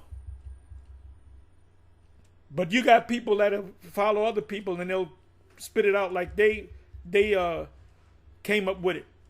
Rich and poor, both free and slave, to be marked on the right hand or forehead, so that no one can buy or sell unless he has the mark, that is the name of the beast or the number. There's going to come a time, I believe, my spiritual assessment that, okay, when the C. Ragamuffin came up, and anything you said about the C. Ragamuffin, they cut your video, right? Medical, whatever, whatever. They're not doing it now, but when we talk about the chip, we use the chip, and Revelation 13:16, that's MOTB, they're going to start cutting your videos. They're going to start cutting your videos because they're going to get the memo. Look, when they do a video on this, talking about the chip and MOTB and Revelation 13, cut their videos. Then tell them you can appeal it. And when you appeal it, they're gonna not accept your appeal. All of a sudden, it goes against the community guidelines. Number of its name. That is a prophecy from the book of Revelation that I have been commanded by Christ to watch for. We've all been commanded. Now, what we just saw in the United Kingdom is that now they're going to be demanding, which is one step closer. One step closer. You people that watch us, you should ask Bishop Nathaniel and General Yohana and Captain Desire. Captain Desire always do video. Just say, what's your thought on this? And he might, he might say, well, it means this. It doesn't. Don't listen to Tar and them. And their high priest is Alex Jones. When they said that, him and Captain Desire, I didn't get mad at that. I didn't get mad at that. They said in a joking way, but it ain't gonna be a joke when it actually comes. It's not gonna be a joke. All you guys are gonna say the same thing simultaneously. Oh shit, GMS was right. a digital ID just to work. They claim it's to help identify all the people coming over, or the mass migration that they've opened their borders for.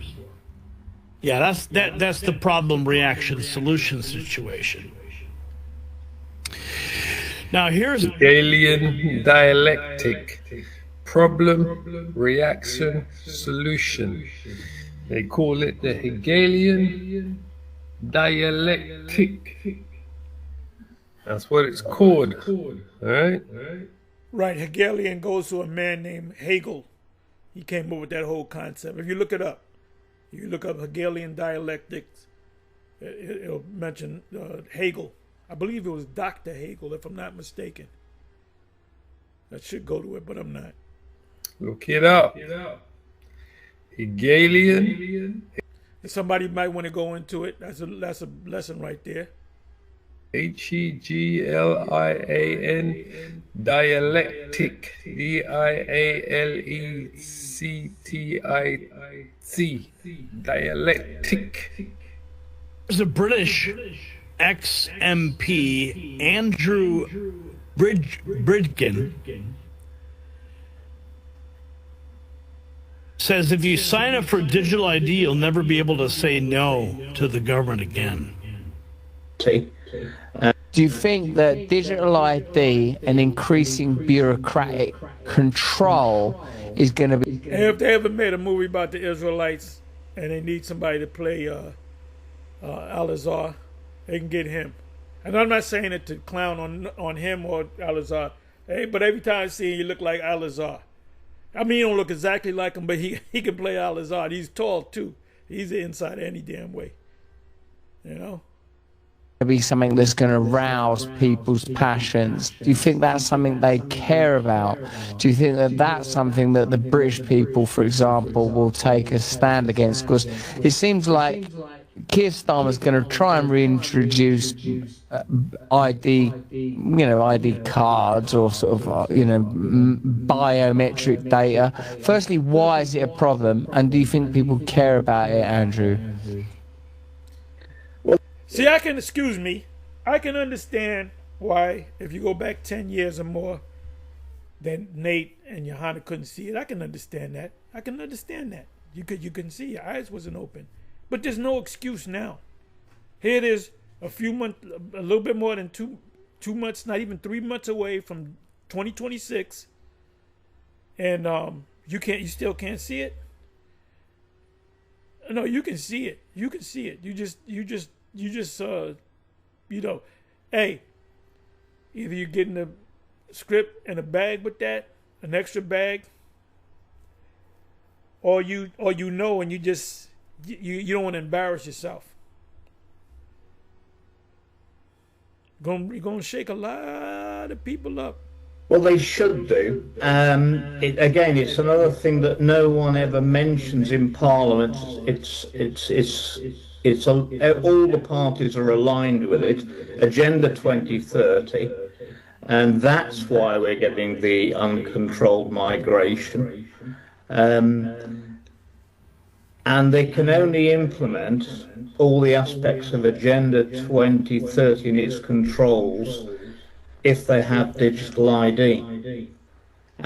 So if we can stop digital ID, it's very, very difficult to see how we can end up with the dystopian future, which I believe is in line for us.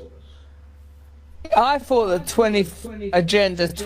Dystopian is opposite of the term utopian. Utopia means good place. Youth means good place. Dystopian means bad place. 2030 was a conspiracy theory. Are you saying Agenda 2030 is a real thing? It's a real thing. Well, let's go. He said it's a real thing. Ain't nothing like the real thing, baby. Ain't nothing like the real thing. That's before a lot of your time. What song is that? That's before your time.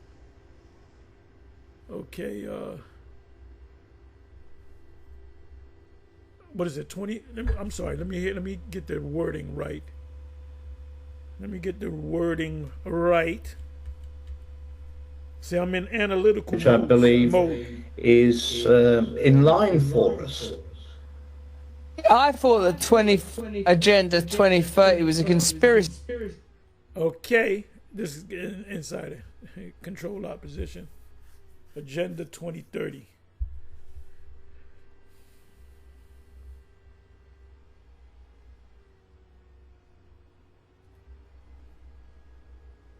Agenda 2030.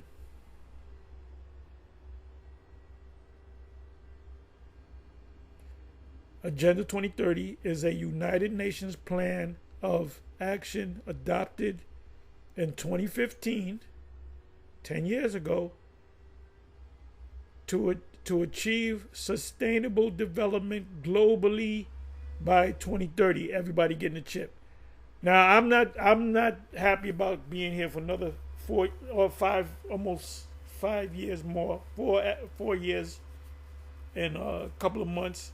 I don't think I can make it. I'm make it because I got to make it. If I'm one of the elect, I'm going to make it. I believe they're going to fast track it.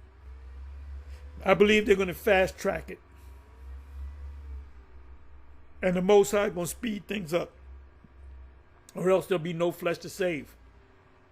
Centered on 17 sustainable development goals. These goals cover a wide range of interconnected issues such as poverty. We're doing it for the poverty, the poor. You know how we love the poor so much. I mean, I know I got $500 billion in the bank, but I want to give it to the poor.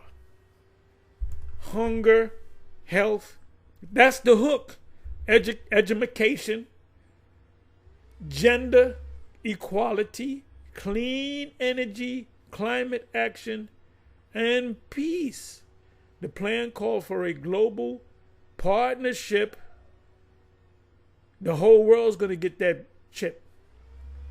Revelation 3 verse 10. To end poverty, because we're so concerned about the impoverished people of this world. We're just so we love them so much. This is coming from a guy that's worth $500 billion. I just want to help the poor and impoverished so much because I love them. And we all do. We sit around, we drink our martinis, You know, and all we talk about is the poor and impoverished, especially Negroes. We love the Negroes and the Palestinians. We love them. But we can't get this money. You just can't give them the money. You got to set up this play. You got to give them chips. I'll say the plan called for a global partnership, a global partnership. We're living in a global world, a geopolitical world.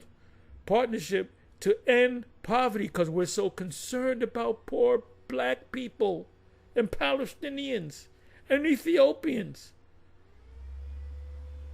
Sally Struthers wasn't good enough. Poverty. Protect the planet and ensure peace and prosperity for all people.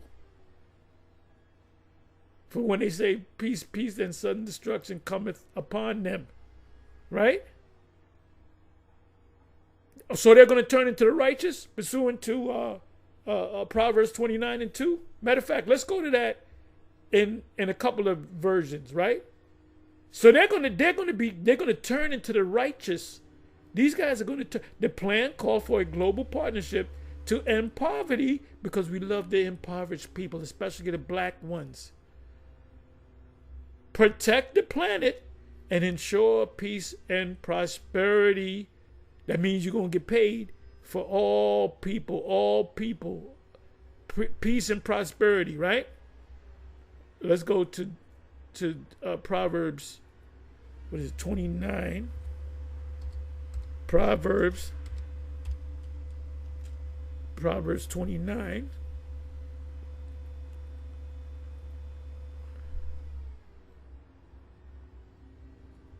When the righteous are in authority, right, the people rejoice. So that's the global Agenda 2030 is. We just want to help poor black people and Palestinians and Vietnamese and all the poor black people. But when the wicked bear rule, the people mourn. So wait a minute. Are they the righteous? No, they're not the righteous. They're the wicked. So how is it that the wicked can bring joy and happiness to the poor? This is some old bullshit. As Jim Kelly said to Han, bullshit, Mr. Ham Man. Let's listen. Conspiracy theory. Are you saying Agenda 2030 is a real thing? It's a real thing, and if you look... It's a real thing because I just looked it up. I should go to... I'll go to that later. You look on the government's website. It says we remain aligned to Agenda 2030, but we never debated it in Parliament. No one ever talks about it. It's just there in the background, and all the policies are taking us that way. So if you sign up for digital ID, if you say yes to digital ID, I fear you'll never be able to say no to the government again. Digital ID will be a massive tool of control. It'll always be sold to you as it's for your own convenience and for your own security. And there's an old saying that if you're ever willing to trade your freedom for security, you'll end up with neither freedom nor security, and the only person it's going to be convenient for will be the government. Absolutely. The only person it's going to be convenient for is going to be the government. That's called a classic bait and switch. Who are basically, they're just sheep themselves working for the elites, the super elites, the banking families, right? You know, the secret societies, the Illuminati, the 13 families that sit at the head of the Illuminati's table, the Rothschild, the Oppenheimers, you know, those families there we're talking about, right? The J.P. Morgan, the Rockefellers, basically as such. That's exactly who they're working for on the left-hand side. So absolutely, the majority of those people will take the chip. Like prisoners out on license where we're tagged, and they'll know exactly where we are and what we're doing all the time. And if we give in to this, Russell, you know, future generations, it's not just about us, it's about future generations that will be condemned to that. They will never know the freedoms that they didn't have. And that can't be allowed to happen. Do you think... Oh, but what is it? Now, we played this last week, but it bears repeating because it illustrates the point so well. Refusers, now, in the coming years, all shall receive the mark. The mark has already started in implication. Are we all aware of the mark? If not, please educate yourselves. In the mark of the beast, refusers of it shall not be able to buy or sell. They shall become beggars, cut out of the system, and that will be the pure delight. For they will be the wise. We brothers will never have the mark, for we will know that it really is control. And we cannot be controlled as we are the controllers. The mark will be the connection between AI, direct connections, free will, dependent on the algorithm. You see at the moment, man has free will. It was given to him by God. That gives him the right to choose. Well, once we give him the mark, that free will belong to us. We will be able to track his movements, his body, his money. His decisions will be monitored 24/7. We will replace his God. A central computer that gathers all his data, from the smartphone to the mark. Now I will detail how all of you will slowly start to implement this technology. Now. Sounds scary, doesn't it? Yeah. Let's see, let me grab a scripture. Let me grab a scripture. You go to the book of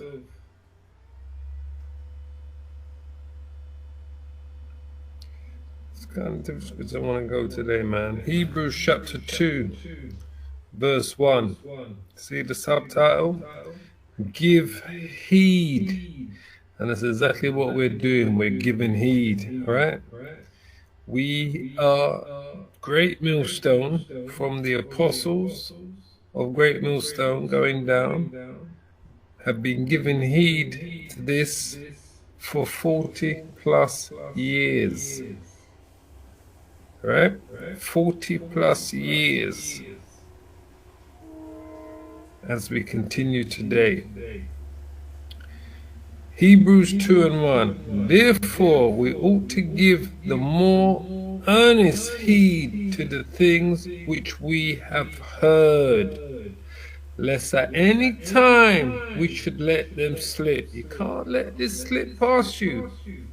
You've heard this particular prophecy being preached and prophesied and break down to you in every way you can think of, in every language you can think of. You can't let this slip past you. This is the one prophecy you cannot let slip past you. Unless if you're of the elect, as I said before, because the Lord is only truly concerned about his elect. Now there will be a massive push against this by what we call the Bible Belt, you know, the Bible Belt, Midwest Bible Belt Christians in America. And those are the ones that's going to be the main protesters. The Southerners, the evangelicals, the Bible Belt people. Because unlike the black church, they do go into prophecies. Around the world, But many are going to give way to this. So the Lord says there's any times that you should slip, you know what the consequences of this is. So there's no time to slip. You know what it's about. For if the word spoken by angels was steadfast, and every transgression and disobedience receive a just recompense of reward. So what is that just recompense that you're going to receive if you take the chip? This is it here. This is the just recompense. I read this yesterday, but just for edifications, Revelations 14 and 9. This is it. And the third angel followed them, saying with a loud voice, if any man worship the beast and his image and receive his mark in his forehead or in his hand, the same shall drink of the wine of the wrath of the Most High, which is poured out without mixture into the cup of his indignation. This is the just recompense. And he shall be tormented with fire and brimstone, first and foremost to destruction. Then the Lord himself is going to complete that destruction of Babylon. The angels are going to complete the destruction of those that take the chip around the world. That's why it says in the presence of the holy angels, they're going to be witnessing the destruction of Babylon the Great. And in the presence of the Lamb, the Lord is going to be witnessing it, because there's going to begin by Esau coming up against Esau. Then the Lord, the Lamb, Yahweh, is going to complete the destruction of America, Babylon the Great. The angels are going to witness it. The angels and the Lord are going to bring the judgment on those that take the microchip. Not just in Babylon, not just in America, but on to the four corners of this world. And the smoke of their torment ascended up forever and ever. Right? Babylon the Great. And they have no rest day nor night. Correction. Let's come back. Somebody, other people been teaching this. To be witnessing the destruction of Babylon the Great. And in the presence of the Lamb, the Lord is going to be witnessing it, because there's going to begin by Esau coming up against Esau. Then the Lord, the Lamb, Yahweh, is going to complete the destruction of America, Babylon the Great. The angels are going to witness it.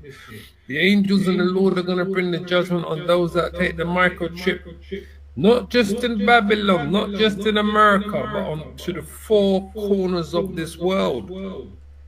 That right there, it doesn't say that. So, because you're gonna, the ones that take the chip, they're gonna get hit with fire, right? They're gonna. Matter of fact, let me go to this here. So this got to be straightened out, because remember, everybody on a 95+% of the people are gonna take the chip. The percentage of people in this planet. If there's 8 billion people, the percentage, what is it? 8 billion, 800 million is 10. We're talking 10%. We're talking about 5% of the world population is here. About 5% of the world population is here in America. 50 million. I'm sorry, compared to almost to 800 plus billion. So if 95 plus, and that's my percentage, 95 plus, 98 plus of the people on the planet get the chip, then if the Most High is going to kill everybody on the planet because they got the chip, then where are we going to get the slave from? Where are we going to get the other Israelites from? You're going to have Israelites scattered in North, Central and South America, up in Canada. You got Gad. You got Jake scattered all over the place. They're all going to take the chip. So unless the Most High just destroys everybody on the planet, which that's not going to happen. It says the whole land will be destroyed. Let's go to it. Revelation 14 and 9. I should start at 9th verse. Because who's going to be afar off in Revelation 18 to see the who break it. Like I said, breaking news around the world. What do you mean? Everybody going to be dead and TVs are going to be playing breaking news? The rest of the world is going to sit back and watch from a distance. And they had the chip. They're going to have the chip. They ain't talking about the elect, because the elect is going to get beamed up. It says from the four corners of the earth. It said, and the third angel followed them, saying with a loud voice, if any man worship the beast and his image and receive his mark in his right hand, in his forehead or in his hand, the same shall drink of the wine of the wrath of the Most High, which is poured out without mixture into the cup of his indignation, and he shall be tormented with fire and brimstone in the presence of the holy angels and in the presence of the Lamb. So that means they would have to wipe out everybody on the planet Earth.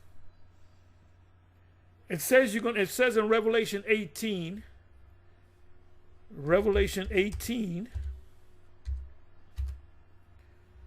It says there's going to be people of far off. And those people that are far off are not there. Those are the elect. Let me come down to here.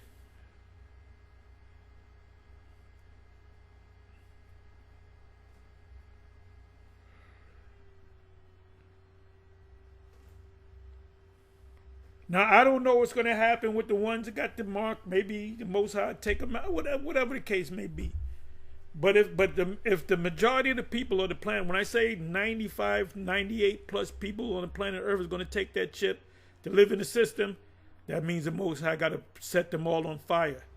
The thing that's going to be set on fire, pursuant to Revelation, what is that I just read? Revelation 9 verse 14 on down. It speaks about the fire and torment and the presence of the angels, meaning that fire and that torment, that lake of fire, is America. Okay, it's not the whole world, and everybody else around the world outside of America and land of Israel, that's going to be destroyed too. Everybody else is going to witness it. You got to have witnesses. You got to have witnesses. Let me see. Okay, let me see. I just want to narrow it down. Deck with gold and silver and stones, pearls, for 1 hour.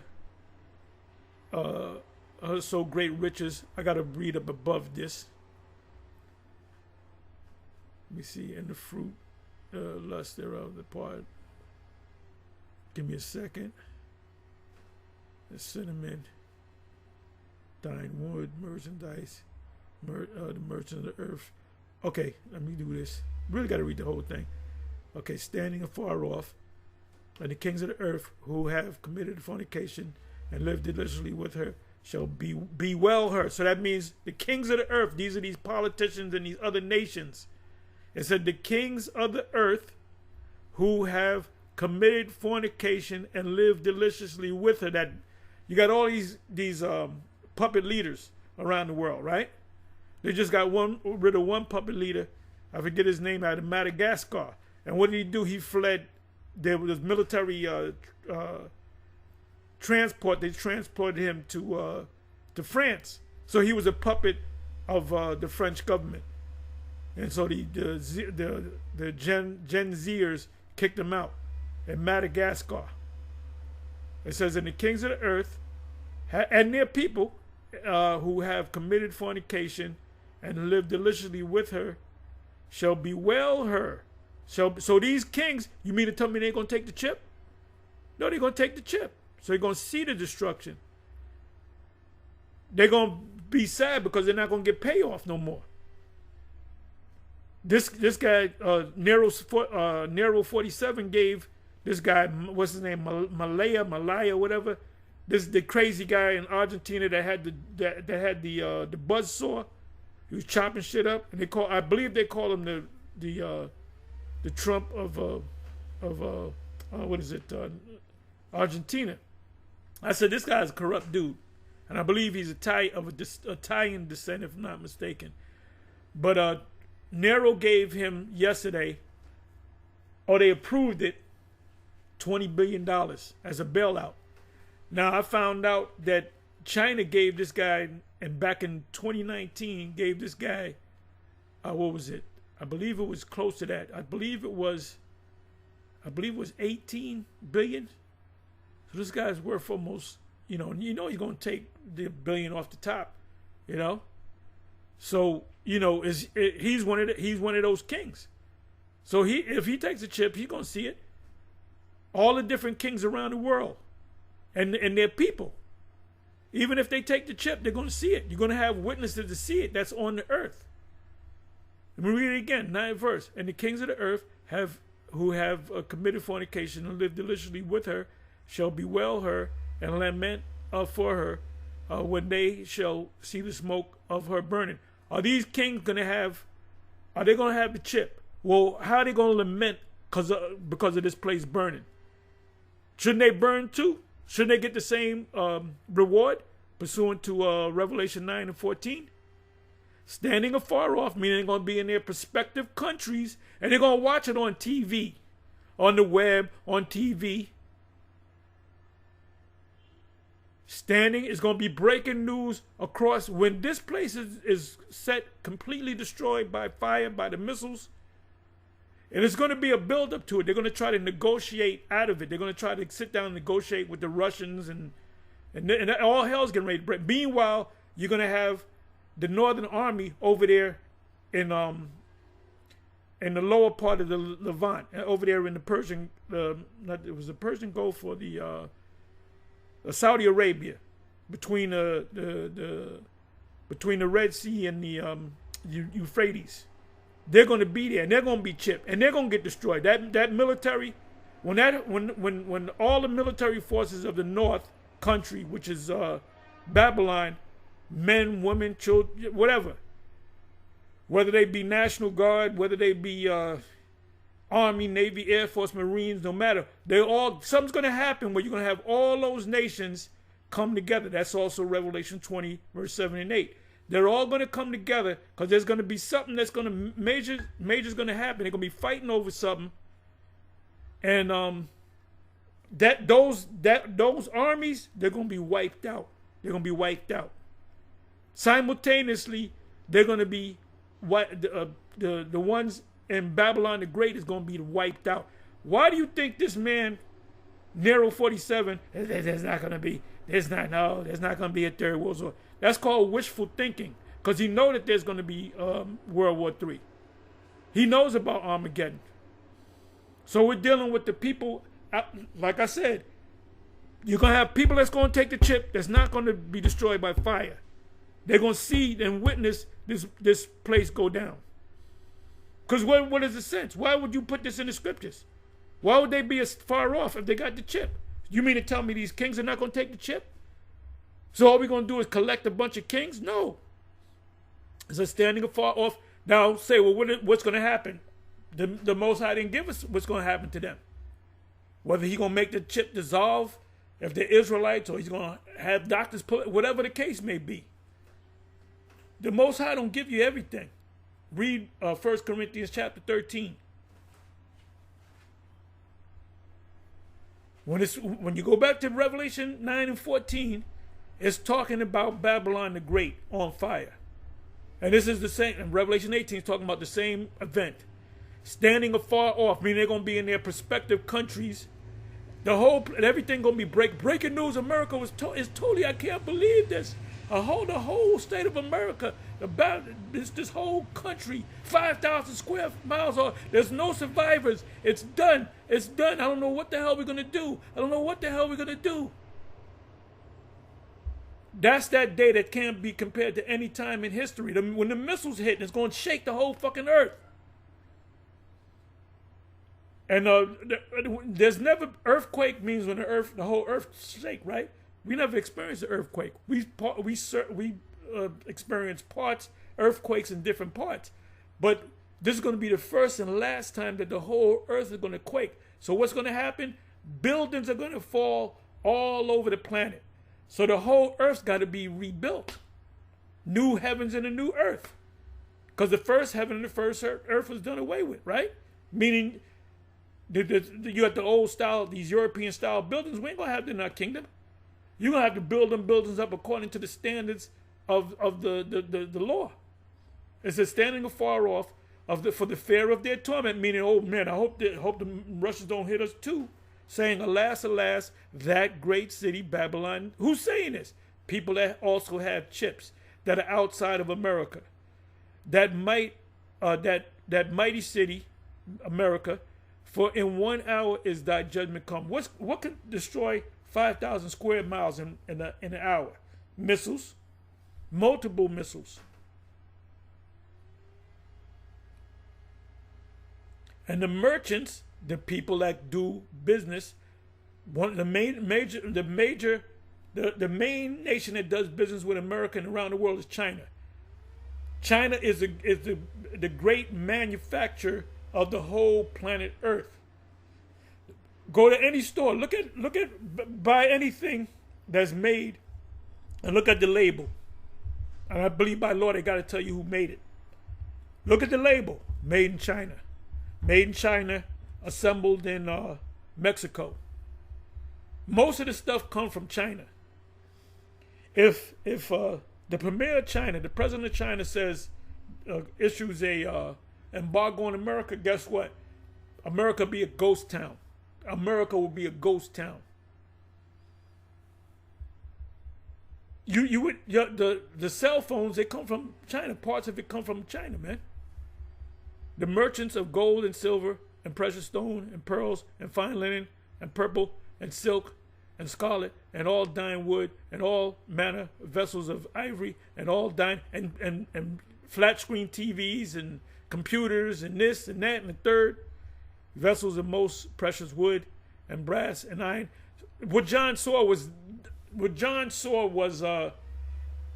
different articles that were going to be sold, that was going to be exported from China to, he probably saw China. He saw the ships coming in. He saw the docks. He saw all that, man. And cinnamon and odors and ointments that comes from China and other parts of the world. Chariots are cars, right? Slaves, they got this, people being brought back and forth into slavery. Horses, your horsepower is cars. Beasts, right? We buy a lot of our meats from other countries. And the fruit and the fruits that thy soul lusted after are departed from thee. What's the thing that you lust after? Materialistic things. You hit the lotto, you go into the store. I remember my wife, she got a large sum of money and she spent all that shit. And she said, I'm spending all this shit. First of all, I'm buying all brand new furniture. She said, I'm spending all of this. And I'm not like that, man. You give me that type of money, I'll be whole. 10 years later, I still got that money. I just nibbled off of that money. But she'll say, this is my money, and I'm spending it. I'm going to spend the rest of my life spending. If you can tell me what movie that's from, you're good. It says, in the fruits that thy soul lusted after. I remember when Floyd defeated Pacquiao, and he showed off a big check. I think he got 2 checks, but it added up to $300 million, which he had to give the government. How much did he have to give the government at that time? I think it was 40%. So that's 666. He got $180 million, because the first person that gets paid is Uncle Sam. So that $300 million check was really about $180 million. But guess what? He already had hundreds of millions. So what does he do? I know people, former world champions that know Floyd, that tell me, oh, you know what that guy does? He goes around the world. He wins a fight, he goes around the world. He got his little entourage, and he goes around the world, and he'll spend millions of dollars, and he'll be out there for months, all around the planet, and then he'll come back. So it says, and the fruits that thy soul lusteth after. The fruit is not talking about food. It's talking about anything that you lust to. If a nigga come and hit that, they go into the dealership quick. Every nigga, they're gonna have a garage with a bunch of whips in it, and they're gonna have a studio. Everybody gonna have a studio, man. And they're gonna have a pool in the back, you know. And Jake is gonna blow that money. They're gonna go crazy. So the things that Americans lust after are depart from thee, and all things which are dainty and goodly are departed from thee, and thou shalt find them no more at all. And see, the America exports too. It said the merchants of these things which were made rich. China was dirt poor. They were farmers, man. The whole thing changed with Mao Zedong, going to the history of the Boxers Revolution. You know? Let's go into that. You go into the scriptures, you got to go back to the history. You got to have some. You go into the New Testament, especially the four Gospels of the Book of Acts.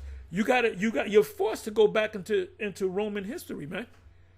That's why when there's a documentary come out about Rome, ancient Rome, we watch it, and then we filter it through the scriptures.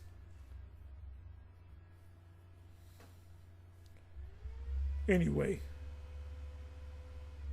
let me come back over here. I'm sorry.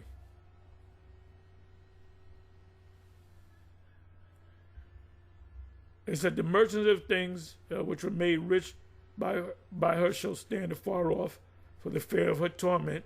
The fire. I hope the Russians don't hit us with missiles. Weeping and wailing, and saying, "Alas, alas, that great city that was clothed in fine linen and purple and scarlet and gold and decked in riches, come to naught, and every shipmaster and all these other businesses that made. You got businesses that just ship stuff. There's people that become multi-billionaires and trillionaires, which shipping, what do you call them? Shipping crates and ships and the merchant marines. There's billions of dollars being made from that, just from the transport. And all the company in ships and sailors, and as many as trade by the sea, stood afar off. But meanwhile, they had the trip in them. They're not going to be caught. They're not going to receive that. Now, if that means the Most High would have to destroy everybody. The only ones that's going to be living is the ones of us in that ship. So somehow we got to bring the Most High. Got to take rocks and turn them into Edomites. No, where do you think we're going to get the Edomites from and the other nations from? Those other nations that are scattered outside of America. They're going to mourn for America. Some of them going to mourn for America, and some of them are going to mourn because they ain't making no more money. That's their cash cow, America. And cried when they saw the smoke of her torment, saying, "What city is like unto this great city?" And they cast dust upon their heads. Now that's an ancient thing. Now there's going to be ancient. You probably saw ancient. There's people in the Middle East that still do that old time stuff. And cried, weeping and wailing, saying, "Alas, alas, that great city wherein we were made rich, all that had ships in the sea, by reason of her costliness. For in 1 hour is she made desolate," and she become a desert. So the people around the world that's going to witness this are going to have chips in them also. They're not going to suffer the death of Revelation 9 and 14. What's going to happen to them? Maybe they'll get cancer. Maybe we'll heal them. We don't know. We don't know. Because you got to have the chip in you, and you got to be in America with the chip in you to get hit. Rejoicing, it says, rejoice over her, thou heavens, and ye holy apostles and prophets, for the Most High have avenged you on her. So the ones of us that are elect and we get beamed up, we know it's happened. Oh, there goes the missiles. And then we're going to see the destruction only with thine eyes, right? And we're going to see this destruction. We're going to shake us up. And we're going to have new bodies. We're going to be changed into extraterrestrial celestial beings. And we're going to praise. There's going to be a lot of praising when we get in the Yahweh ship. Oh, it happened, we're here. We're going to be hugging each other, you know. Hey, we're going to be praising the Most High's name. Hey, if Nate is in there in the corner talking about Most High Christ, we're going to beat his ass. We're going to beat his ass. We're going to tell the angel, "Sir, could you open that door so you can throw this nigga out?" Trust me, if that cornball makes it, he ain't gonna be called, he ain't gonna be saying the Most High in Christ bless. Guaranteed.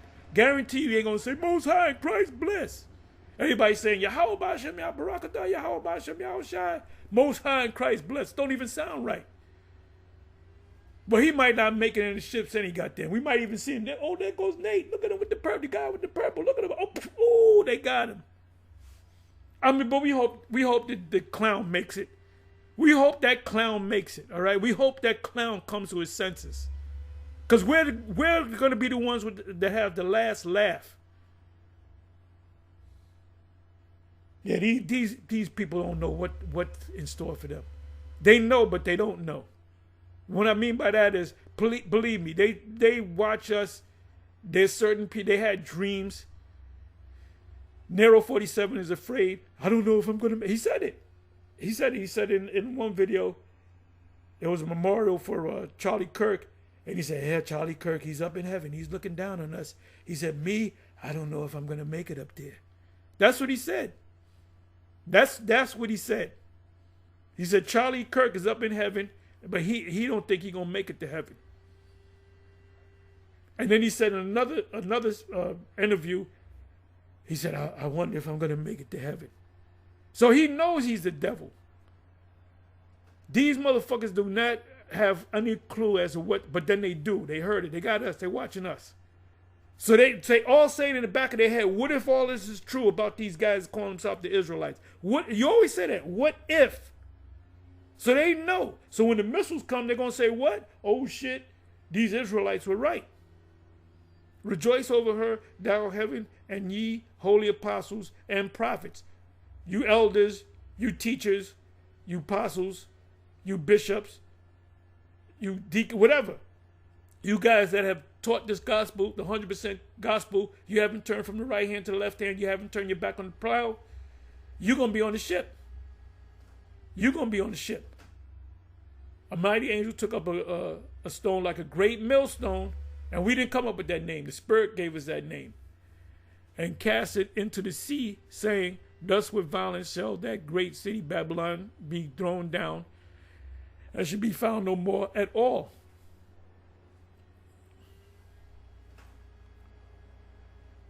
And in her was found, last verse, and in her was found the blood of prophets and saints, and of all that were slain upon the earth. So going back, how these other nations are going to witness the downfall from a distance, this place being destroyed, on fire? They're going to have that chip. Trust me. Oh, no, but those are the kings. Those are the presidents. They don't get the chip. Go back to Revelation 13:16. It says small and great, rich and poor, free and bond. Okay? We got that? So let's go ahead. Listen to a little bit more. I'm going to close it. And the smoke of their torment ascended up forever and ever. The smoke of America's torment. I saw the beast as it was set on fire. I'm merely paraphrasing Daniel chapter 7, around about this 11th verse. And it tells you about the other beasts. What about the other beasts? Their life shall be prolonged for a time. So they're not going to get put to death.